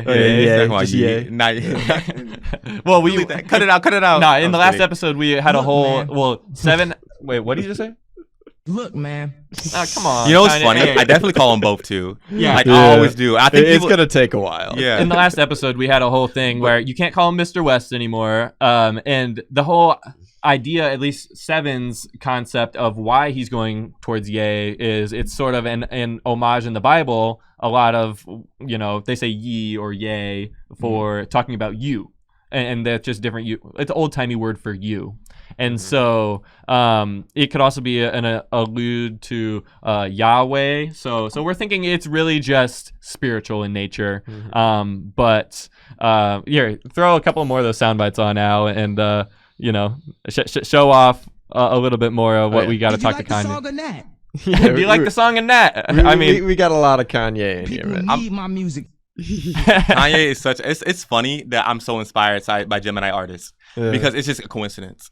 And I'm like one of my favorite artists, Kanye. Like I listen to his projects all the way through. He inspires so much of what I create. Well, I feel like as a hip hop fan, when you listen through his first 3 projects, that is like formative listening for hip hop. Like it laid the foundation it's for an the modern experience. What song can you skip on the College Dropout? What song can you skip? On Late Registration, I don't skip any. And when you find a song, you're a liar. Is a classic, except for Drunken Hot Girls. But yep. Yeah. That's absolutely the perfect album, except for the one. Yeah. That's why Graduation isn't above Late Registration in my personal favorite rankings because it's not just like the perfect listen through. And I also feel like Late Registration is all my taste because he got like symphonies on there too, which are crazy. But we're totally just interluding about Kanye in the middle of your. I know your it's project. funny, but Kanye inspires me so much, and so many artists inspire me. Actually, while I was writing these songs, it's good to talk about this during the Source of Passion. So let's get into some inspiration. About inspiration. Yeah, during a lot of writing these songs, I literally put up next to these songs what artists were inspiring me while I was writing it. Like I'd be like, so some of them will have like a list. It will be like Frank Ocean. It will be a diverse list too. It will be artists that are in the same genre. That's one of the biggest things. I think you can tell. Listen to this. I listen to a lot of different genres. Yeah, you definitely can. I'm folk. I'm country. I'm over here EDM. I'm all that. I'm all over the place. And so I'm like, how do I express that into this? And I take elements of just like. At one point, I'm definitely take Alicia Keys, Gramercy Park. I was talking about that in Bottom of the Hill. It was the sun shines bright over Longview Park, and her song is dun, dun, dun, Gramercy Park. Dun, dun, dun, dun, dun, dun, dun, dun, dun. And that's how Bottom of the Hill went. Bottom of the Hill. And then I stopped. I was like, I need to make this my own. I'm like, I'm still in the Alicia song. And I'm like, I didn't want to. I'm like, she just inspired me to lyrics. She inspired these lyrics. She inspired this But you gotta transform it. She inspired this attitude. And so I went, I'm like, let me grab different little artists who I inspire. I'm like, Naked Brothers Band. That's funny. What? That's so funny. What a callback. I'm gonna be honest. They're one of my biggest bands. Nat Wolff was writing. I'm so glad I get to say this right now. Nat Wolff was writing. This is the platform to say that. Go back and listen to the Naked Brothers Band albums and tell me that little boy was not writing. I was watching that on was Nickelodeon 12, at the time. He was 10. He's writing these powerful ass songs, and he was inspired by the Beatles. Wow. And you can tell. Like I listened to it, I'm like, oh yeah, you definitely were, because you definitely weren't just like, oh, I like music. You're like, yeah, I'm gonna be a musician one day. One that we say, I mean, along with a network television musical artist that was targeted towards young people at the time was Big Time Rush, and we watched the shit out of that show. ALEC and I watched so much of that. It does not hold up now. There's a soundbite every 2 seconds to hold your attention, and there's chaos, constant chaos. Any stuff from that time on Nickelodeon, Disney, it's hard for it to hold up in an older person's viewpoint of it. I don't know how my parents watched half of that stuff when it was on, when we would like to watch it. But. Yeah, bless them for being patient with us. Yeah, seriously. Did you guys ever listen to Naked Brothers Band at all? We watched the show, but I don't think we ever bought their Do you remember records. the song "Girl of My Dreams"? Then the girl I would know. I was so young. Right next to me, and she was. Gosh. That's also part of Bottom of the Hill. Well, isn't the younger brother more of an actor now? I thought they both are. They both act now. Alex and that. I don't know about the older one. Oh wait, was he in the Death Note? Netflix show. I think I haven't seen it though. I don't think I've seen it because it was labeled as bad. But I think he was in that, and then the younger one was just in this M. Night Shyamalan movie, Old. Yeah. That movie was like ruined my psyche. Wait, you watched that? The mole. Oh yeah, I saw that in theater. Old by M. Night Shyamalan, like scarred my brain. I'm gonna be living with that the rest of my life. His thrillers are on another level, but yeah, those were big inspirations for me. Yeah, so, I think this is a good interlude right in the middle of the project too. They just talk about inspirations, all sorts of stuff. So the source of passion though, it definitely was I need to get people. I'm not just get people. It was written for me. It was written because I was mad because someone had told me that it wasn't just one person, but it was an overall. I get told this a lot, and it's like okay, because when I'm losing a friend, it's because they'll ask for my opinion on things, and I don't like giving it much anymore all the time. But if you lose friends over it, I mean, you gotta feel a little bit. Yeah, but they'll ask for it, and I'm like, when you ask me for my opinion, and then you get mad about it, and then I'm like, that's bogus. It's the truth. But a lot of times people they'll come back and apologize because it was small stuff. It was small little It's because I'm like, when you're somebody who speaks your mind, I've learned this. My friends have told me this. Listen, when you're someone who've been through it and seen it happen and have been against me and on my side with it, they're like, when you're someone who speaks your mind, you're going to have people who you're going to upset people. Well, when you're opinionated and that passionate, you are going to. And so I had to understand it to stop hating myself. I was like, I need to take myself and stop being mad at me because I'm like, because I was really down on it. You know what I mean? I'm like, I'm being more silent in rooms now. I'm not joining conversations. Even like now, I used to be such a like right now I'm loosening up. So But like you can see this right now. But this is what I used to. I could walk in a room with people and just beat this person. But now all the time I'm just like, you gotta warm up, because this is like I'm tired. I got so used to putting too much of myself giving away too much of myself. When do you think that transition happened, or like change happened in your life where you became more aware of that, where before you were just free to be yourself? Around like 19, really. Wow. So after high school. That's when you were sort of reflecting on your previous self a little bit, like you were saying earlier, and saying like, oh, like why did I used to behave that way? Exactly. And so you're just at the same time, I speak out on a lot of things. I'll speak out on injustices. I'll speak out on things that I think are fucked up. That you're seeing, and I'm how like, do you stay why silent? are we staying silent about this stuff? I'm like, I can't bring myself to. And it's because people are like, well, you might not get a job if you're. I'm like, if a job doesn't hire me because I'm telling them that black women need to stop being murdered. If a job doesn't hire me because I'm like telling them why are people trying to own a block that their mom's renting. Thank you, Jay-Z. I'm like, then they don't need to hire me. I don't want to work there. Yeah, that's on I'm like, them, I don't want to work there. I'm like, because my integrity becomes before everything. And I'm like, that's just one of the things. I think that's a switch that our generation has sort of not become entitled to, but has chosen to prioritize. Where previous generations were like, you know what, I'm working for the man just because I need the paycheck and I need to provide for my family. And that's that. Like, I don't have any leeway or options to be able to have that freedom or that choice of I want my employer to agree with my politics a little bit or agree with my view of the world, but I have no way to influence them, so I'm just gonna be okay with the status quo and hands off. And that is why we are in the situation we are in. Exactly. Is because people have been too comfortable and putting up with injustices and things in the world that should have been checked a long time ago. Exactly. I feel like we just don't have time for it anymore.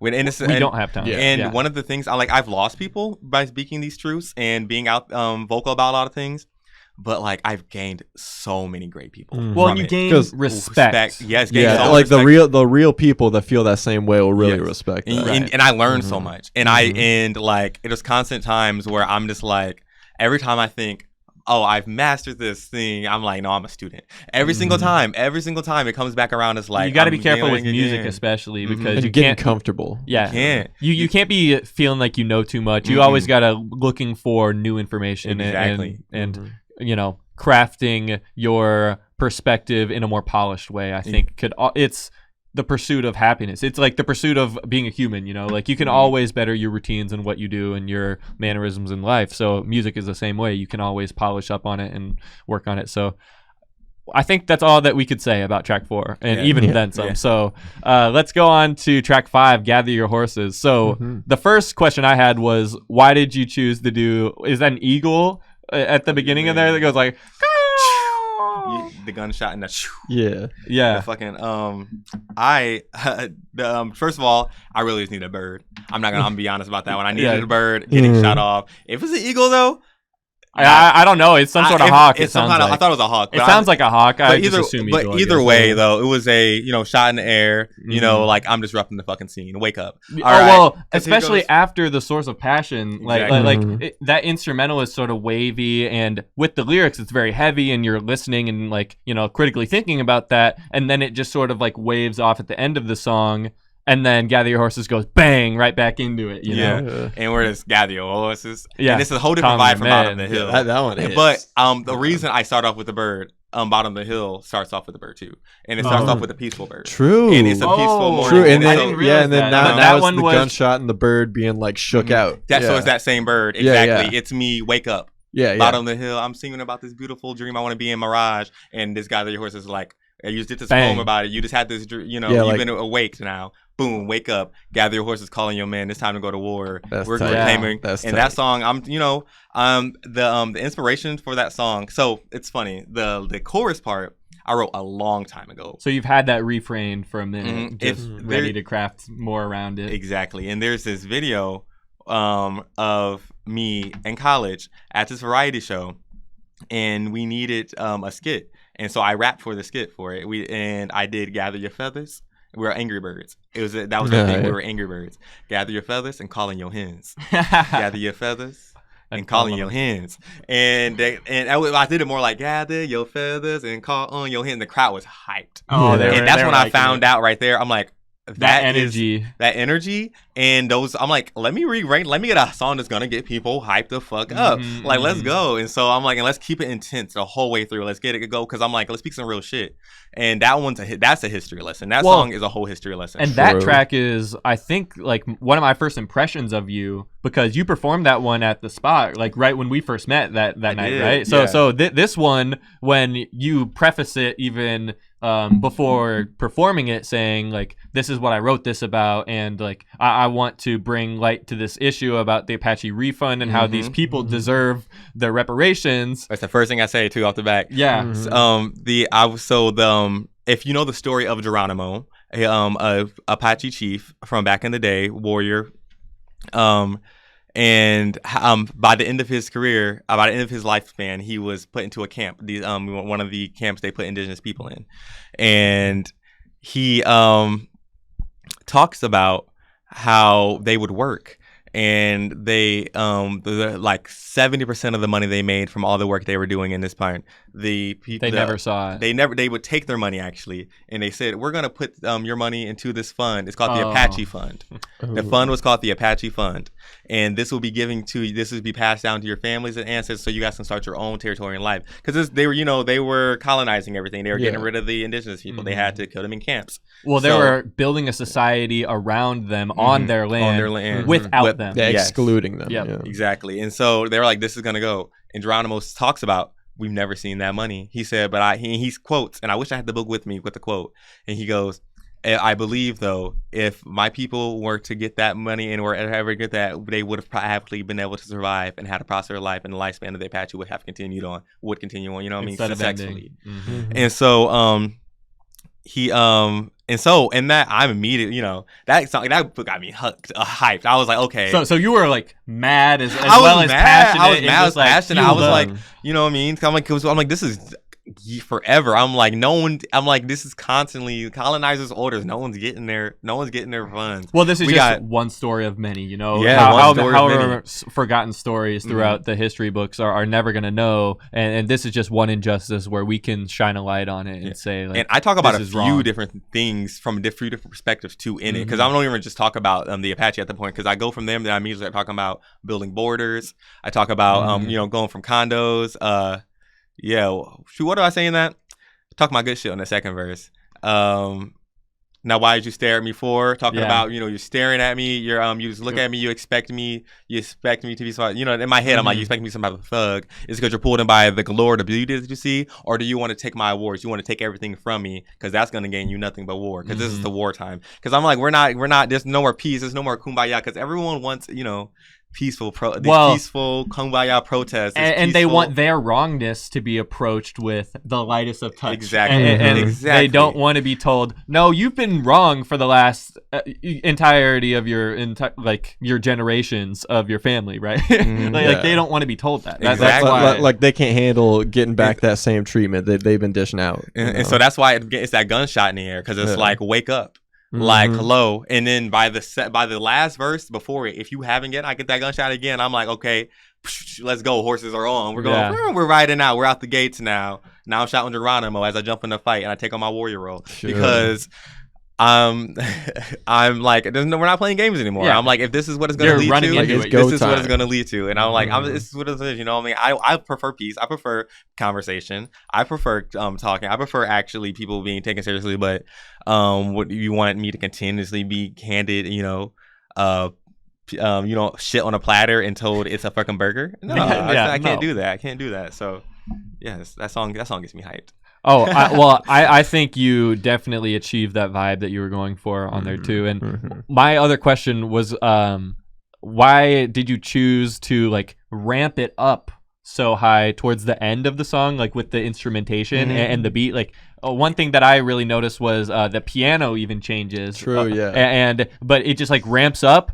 And then it sort of crescendos a little bit, and then it doesn't like slow down or like break down. Where that's like something I would have chosen to do, like to slow the song down a bit and end it, and give it like about a minute to relax. After someone wanted me to. When I showed one of my friends, and I respect his opinion. He's so, but he was telling me, he was like, "Oh, you need to continue that song after it," and I was like, I wasn't feeling it though. He was like, after that last word, I'm like, no, that's where it ends. Yeah, that's me. I made my point. Yeah, you made your point, and then it just like. It is over. Because the rest would have been just giving you a song, Well, it just would have been instrumentation, just beating around the bush. And I'm like, no, there's no point. This is I want you to hear what I'm saying. This is a straightforward song. Let's go. You know what I mean? So play it back instead of having that outro. Exactly. But that's an interesting perspective, though. So I wanted to get your answer on that one. But any questions on this one, Al? No, I was just thinking about that when we were talking about that in the car.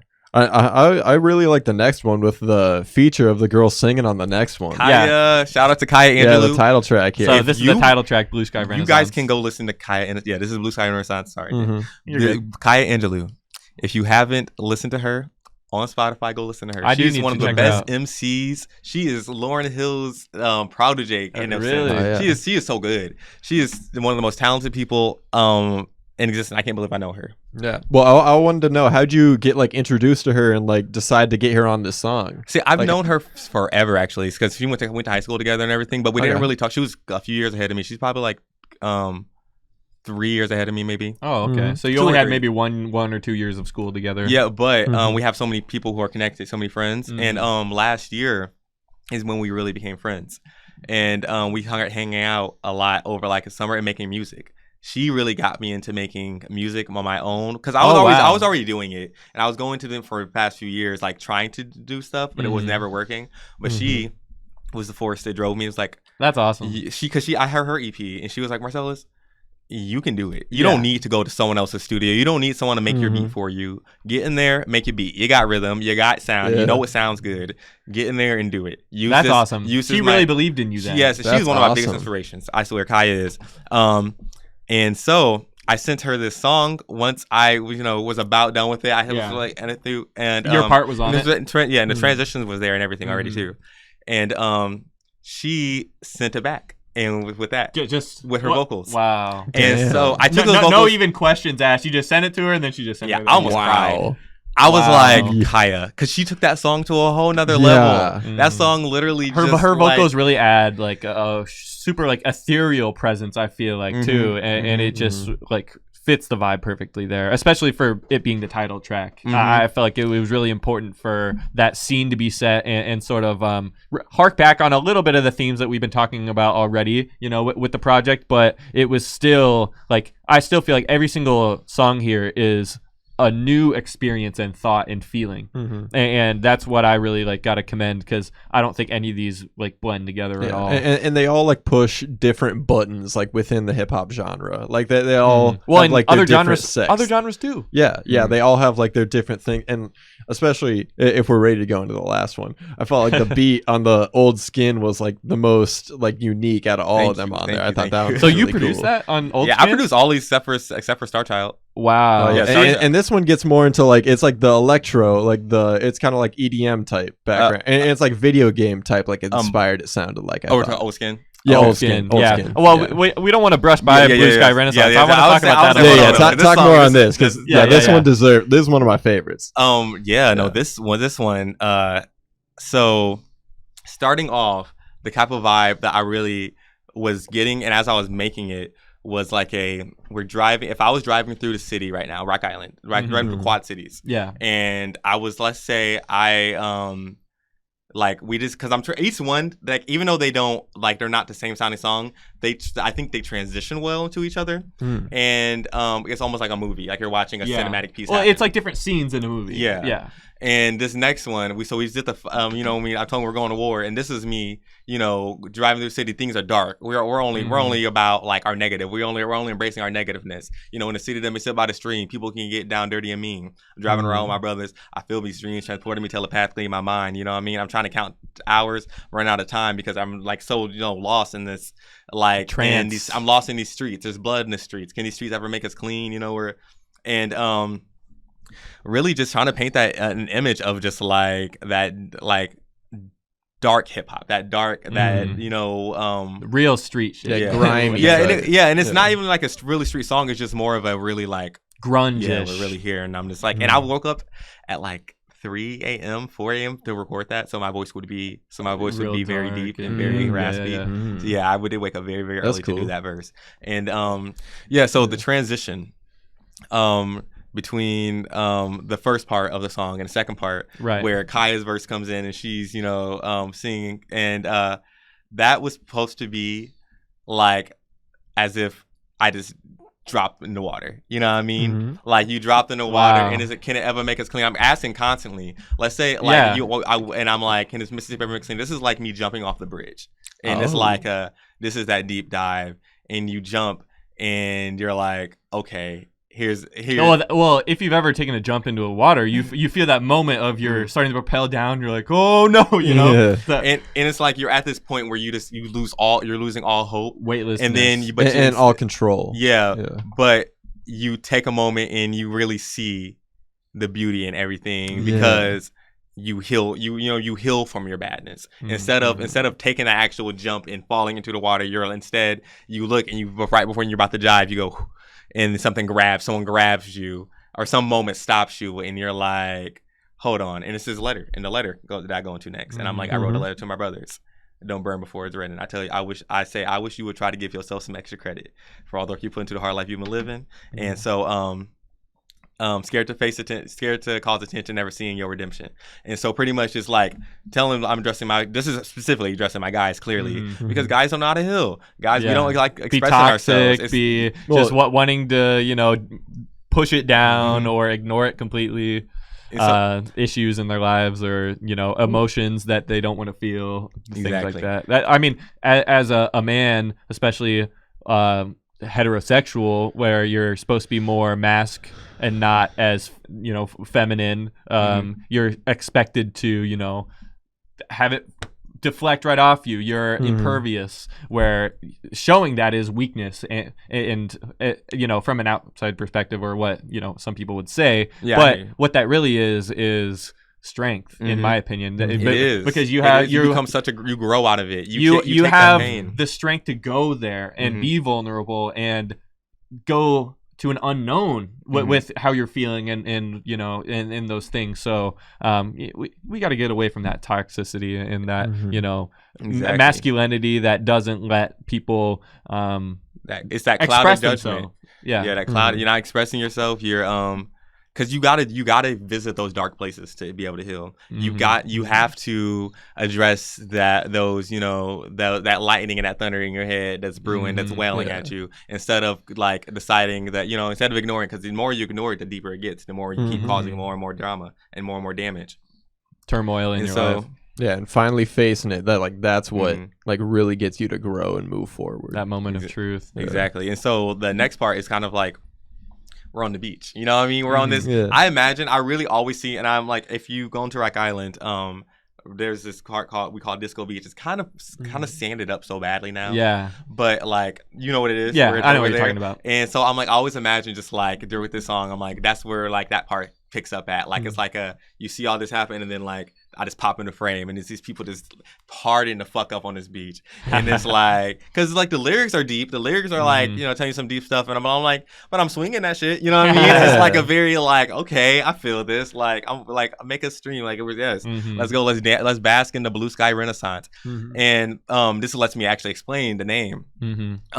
So I came up with the name when listening to my podcast, my Gemini. Oh, you're horoscopes. a Gemini. Okay. And one of the things she said was a blue sky. She explained to me what blue sky thinking was. She said blue sky thinking is when you think about the limits of any expectations, and then you don't limit your thought. You go beyond it. You know what I mean? Wow. Go to the sky, reach the sky when they say the sky is the limit, and break that sky. So you recognize what the limitations are. Like on Earth, we see the blue sky because we are on the planet. I mean, there's a reflection of the gases in the air. We see blue, and that's the limitation. We can't go to the space. Right? Yeah. So it's like. And so blue sky once you recognize that, then you can challenge it, and then you can get fun with how you're creating in that framework. Yeah.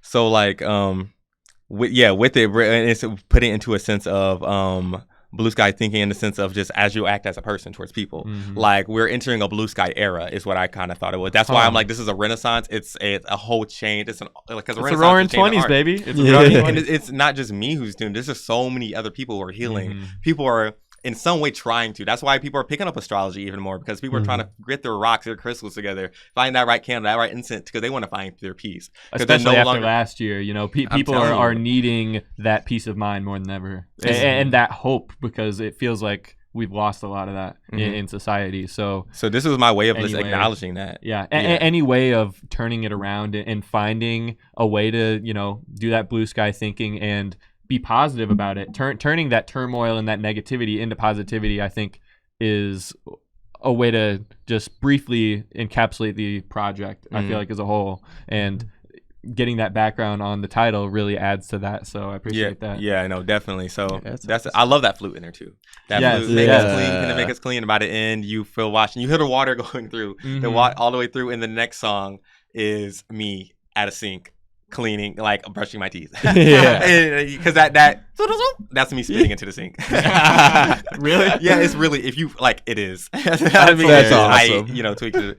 And so I was like, it's kind of gross if I just keep the spit in there. You know what I mean? I was like, like, it was grossing me out a bit. I was like, but I'm like, it makes sense. And then the water just runs all the way through. That's really cool. And so it's like, this is me clean. We're clean now, and I'm in my old skin still, but I'm clean. Sorry, I'm transitioning. Well, Alec, go ahead and ask your questions about old skin. Like, you were ready. I was wondering, with the beat on that one, like, what inspired you? Because like, it's a different style than the rest. Like, what inspired you to that? And have you heard the song? Like, when I heard it, like, first I was like, oh, this sounds just like "I Miss Me" by Kyle. If you heard that song, the beat on that one reminded me. I love Kyle, like, but I don't know if I know that song.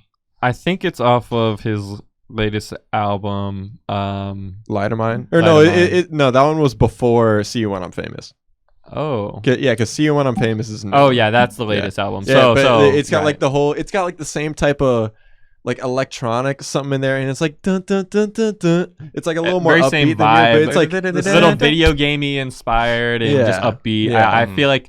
Well, I love Kyle as an artist, so I feel like he's inspiring to just listen to, and he also is just super cool with how he incorporates rapping and singing in his music, and so I think that's a good comparison, especially with the instrumental. But on the lyric side of things, I think it's totally different than Kyle, for sure. And how, like, what you're talking about and how you're even saying it, I feel like is different. But I really enjoyed it because, like, concepts like this are what I love about songwriting in general. Like because once I'm sure you had that idea, because like at the very first line you say I'm feeling brand new in my old skin, you know. So I'm sure you had like that concept or idea right as you begun, and then you just expanded upon it and built on it as you went through the song. So it felt like, okay, this is the end of it, but we are sort of changed and cleansed after this experience, and now we feel like we're a new person, and we are, you know, ready to take on the journey of life with, you know, everything that you've given in this project. And like in your old skin, being like more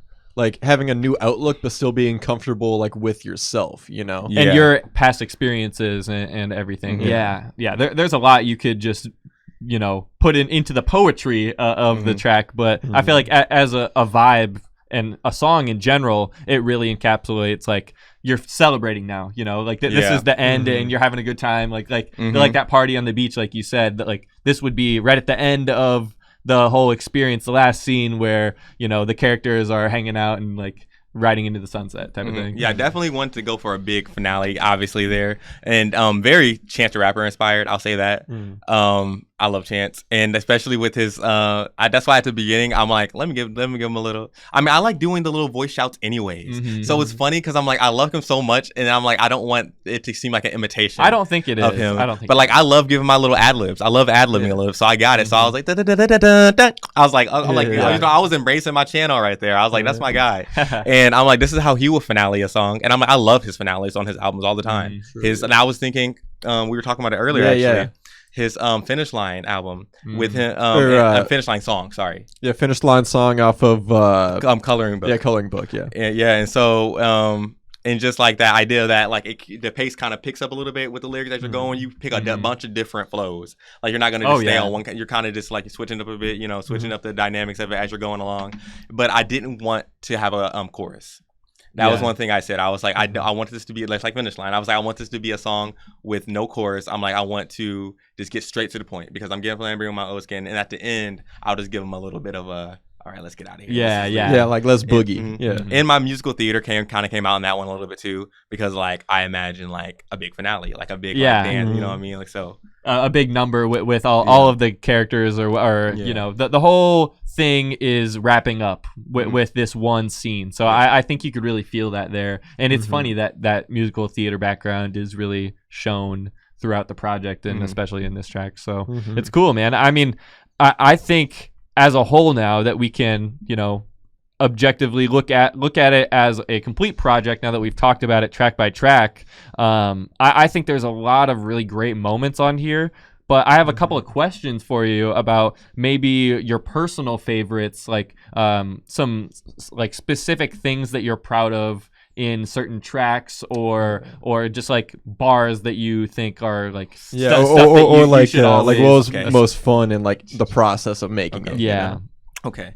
I will add one more thing about Uskin just because I would say the reason it's brushing your teeth too, by the way, it's me getting ready for the day because it's not over. This is the beginning. I'm getting started. Starting back going. Because at the end, I turned the sync off, and now my day is ready to get started. And my introduction to this music world is ready. Wow. And so that was that too. So get into like an overall concept of it though. Some of my favorite bars come from the ones that make me think. The ones I go back, sometimes I'll be like, the fuck, I said that? You know what I mean? The ones like, I can't believe I said that shit. Yeah. Well, especially if it has a couple of meanings too. You're like, well, I might have, you know, thought about this one meaning and like my intent behind it, but someone could interpret this totally differently. It's very hard for me to make a lyric mean one thing. It's very hard for me to keep one thing, like make it go, okay, this is only one representation of something. Because there's so many different ways something can, you know what I mean? Language is so diverse that there's so many different ways, and there's so many different ways that this one little word could have fucked you up. Had you messed up, or had you feeling a certain type of way. Yeah. Gosh, one of my favorite I guess it's definitely the breakdown from Trial of the Dragons, the beats breaking down. I really enjoy that part.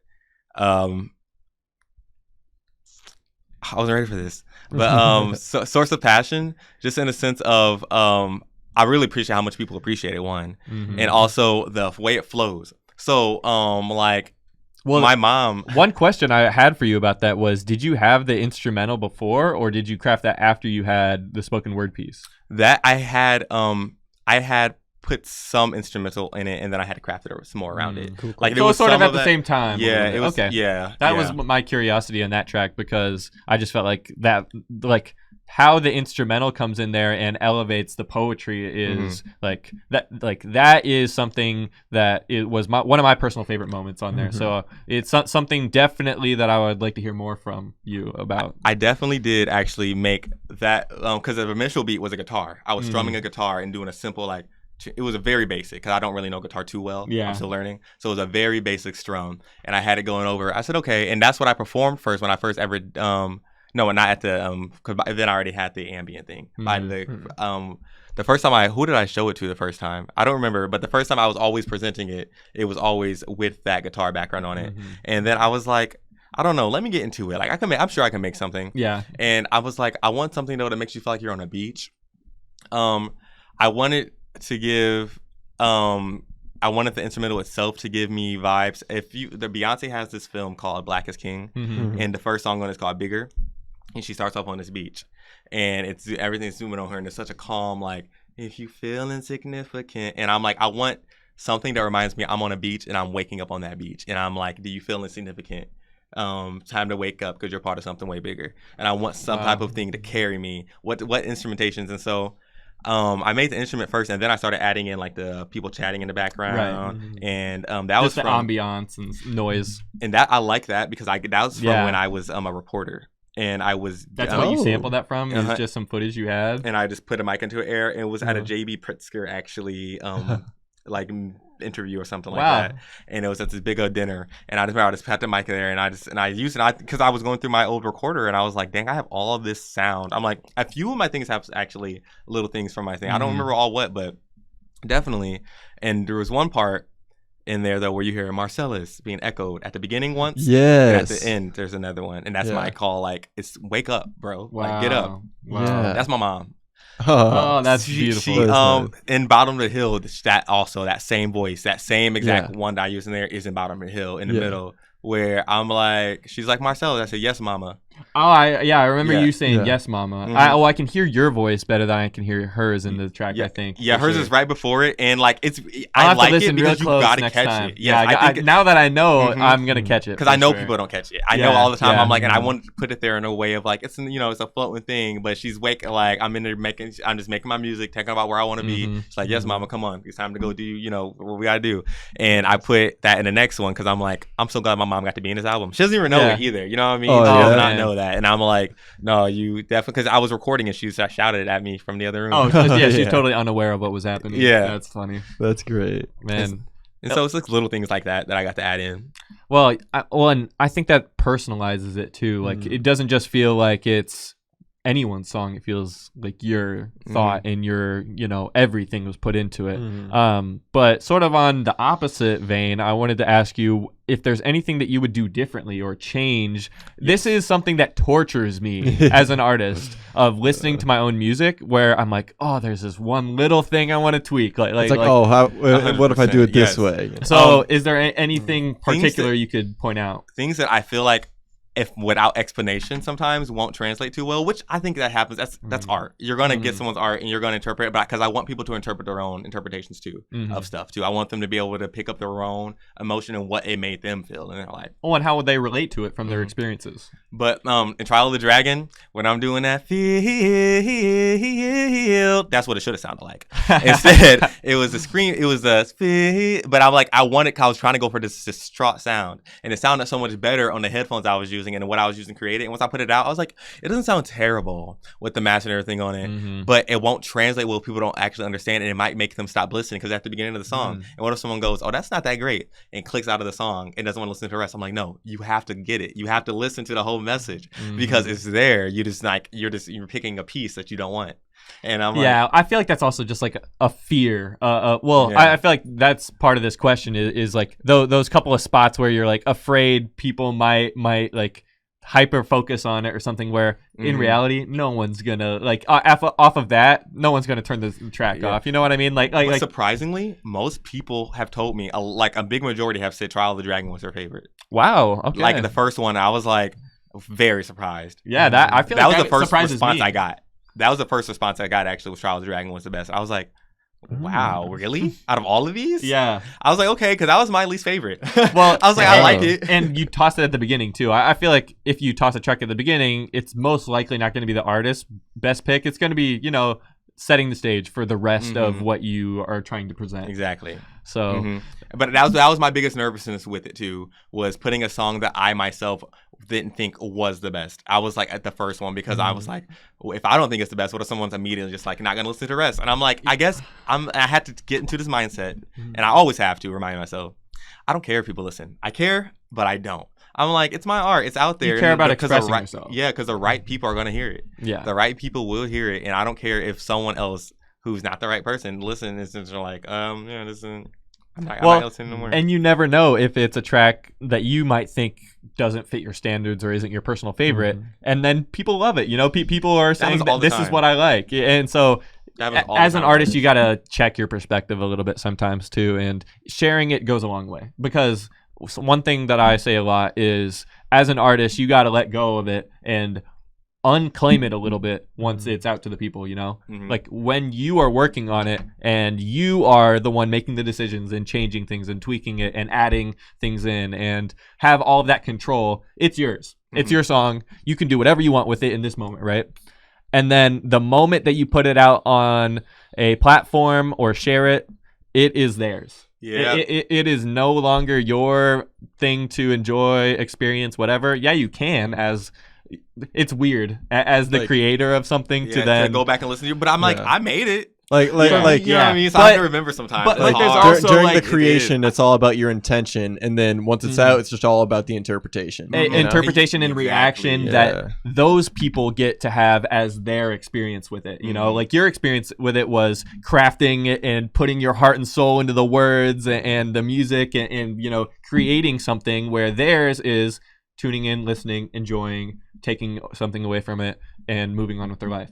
And so, like, as an artist, that's always something that I'm trying to share with people is, like, you got to know, like, your art is yours until it's out there, and then it's theirs. Yeah. So that's also one of the reasons I made Blue Sky Renaissance the title track, because I figured this. I was like, if people are going to go, because, like, a lot of people don't want to listen to a full-length album or whatever. It's only 25 minutes. Like, you got it's not too much. You got 25 minutes. 7 tracks. Come on. But, so I was like, this is the song that I personally, I don't want to say it's the best, but I think Blue Sky Renaissance is like the one that's like the most well produced overall, like out of all of them, and it has so many layers to it. Do you think it's the one you spent the most time on? Maybe.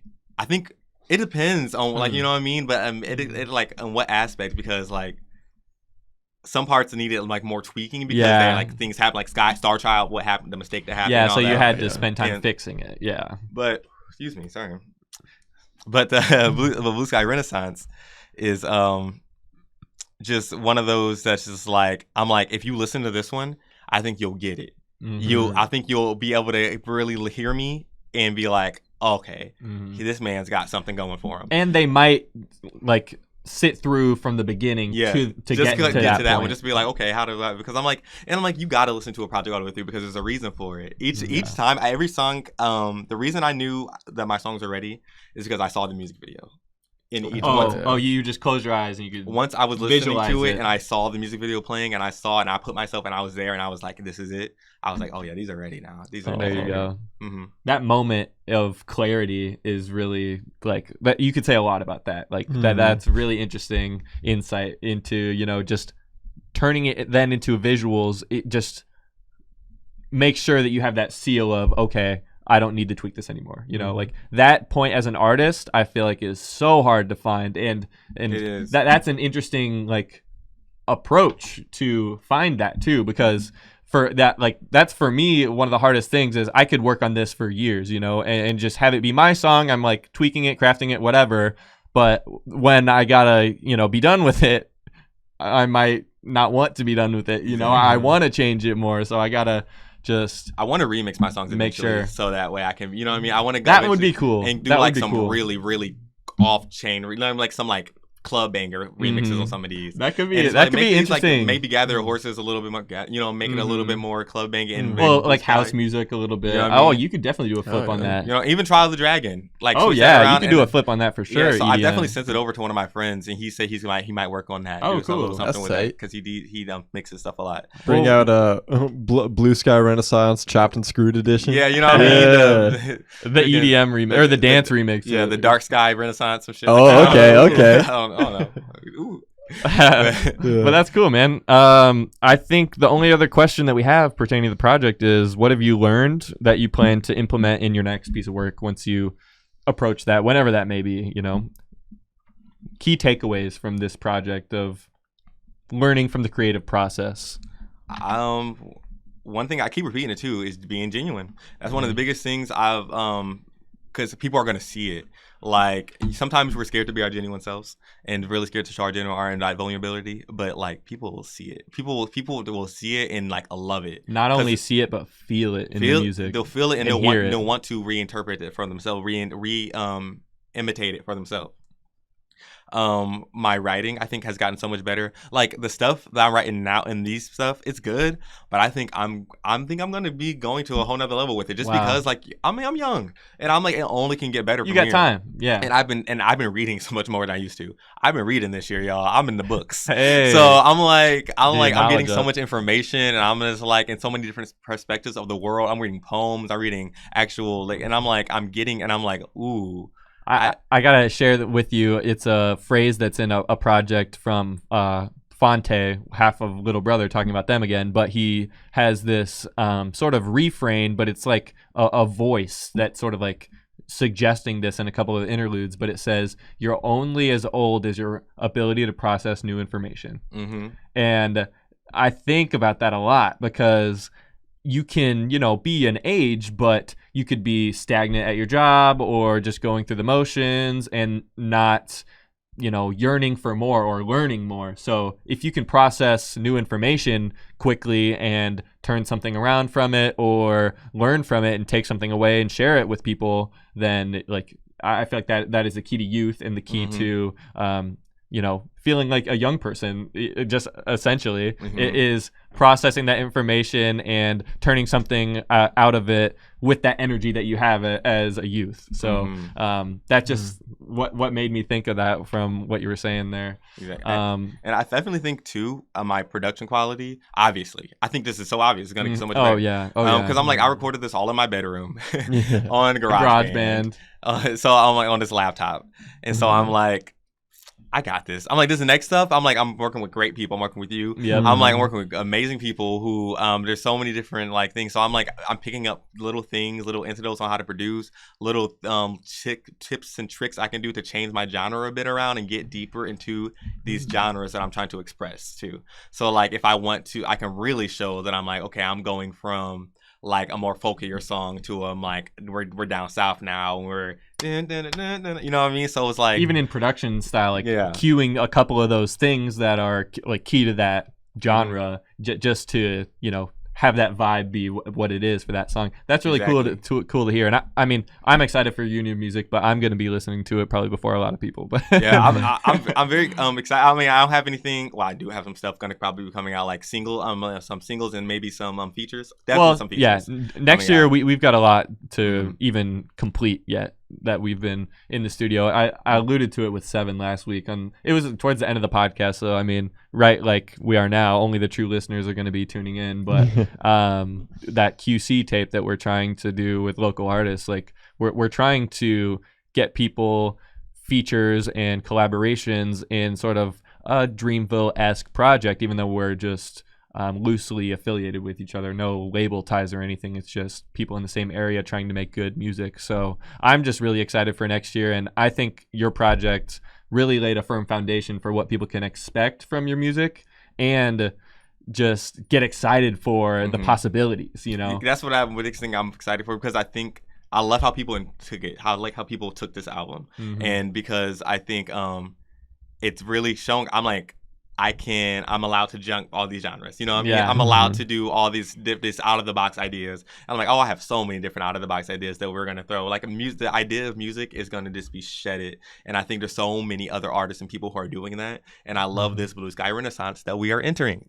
I love it because I'm like, it's people just like art is like so more expressive and so much more on a spiritual level that like people are really embodying that whole like genuineness within their sound. Yeah, we're like starting to scratch the surface. It's not that surface level. We're diving deep now. I think especially here because we just see a lot of creatives, especially in music and art and painting, like in the Quad Cities, the scene is growing, and we can see like the seeds are starting to grow a little bit, and people are sharing for the first time where they wouldn't before. Like you and I this year, getting in front of people and performing, that type of thing. So it's cool that we're able to support each other and build off of the foundation that we're all trying to successfully build and stay true to ourselves and represent the area in an authentic way.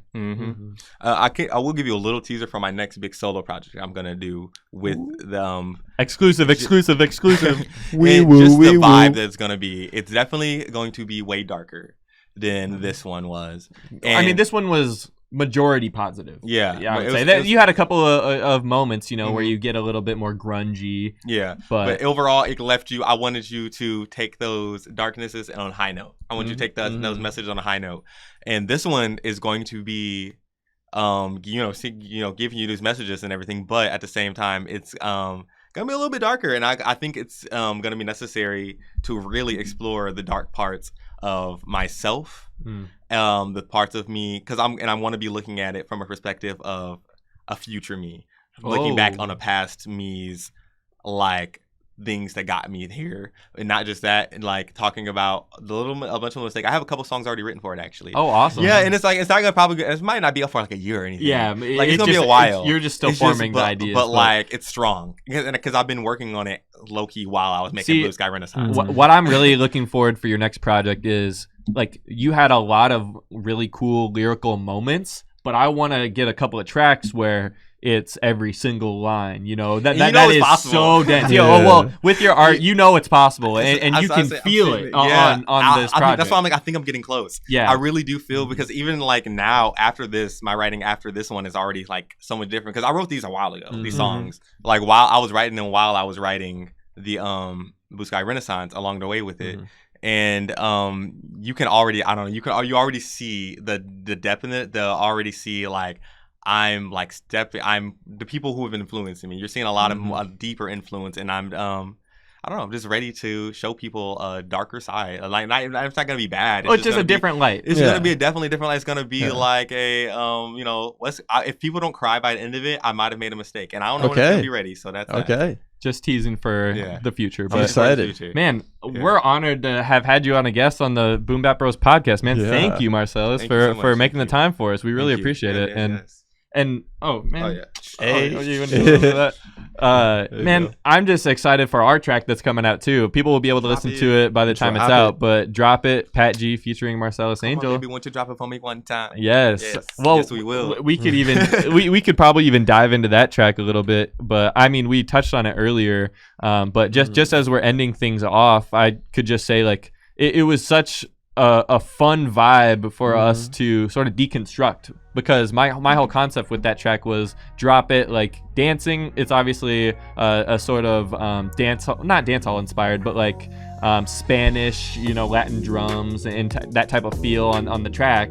And I wanted it to be a double meaning. I wanted it to be like drop it, like you're dancing and you gotta shake that, but you also want to inspire other artists and musicians to release what they've been working on. And I'm sort of talking to myself here saying, hey, everything that you've been doing in the basement and sitting on, you actually need to share with people. Like, come on now. Come on, baby, won't you drop it for me one time? Yeah, I'm just really excited for that. And, we're going to be working on that music video I'm ready soon. I hope dance to it. Yeah, I really hope a bop. I really hope people dance to it. They go to the gym, work out to it. Just incorporate it in your life and just have fun with it, man. I mean, put one foot up, kick the other one back. Come on. Yes.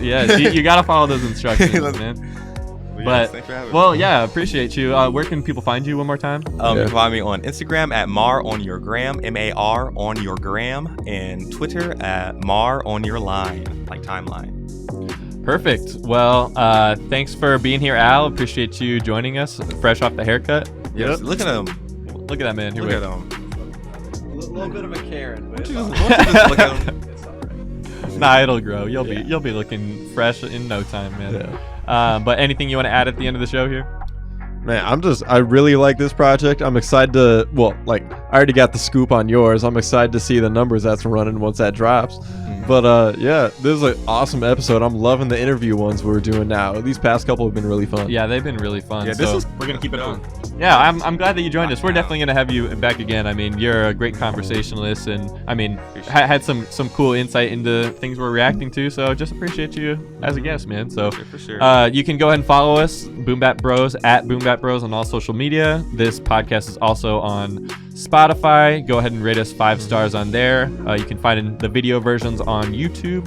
But shout out Living Color. Yeah, Living Color Media, man. We're doing lots in 2022 and coming correct with it at the end of 2021. So appreciate you all watching. Again, I've been Pat G. You can follow me at PatG563. Go ahead and stream Drop It, and we'll see you next time. Boom.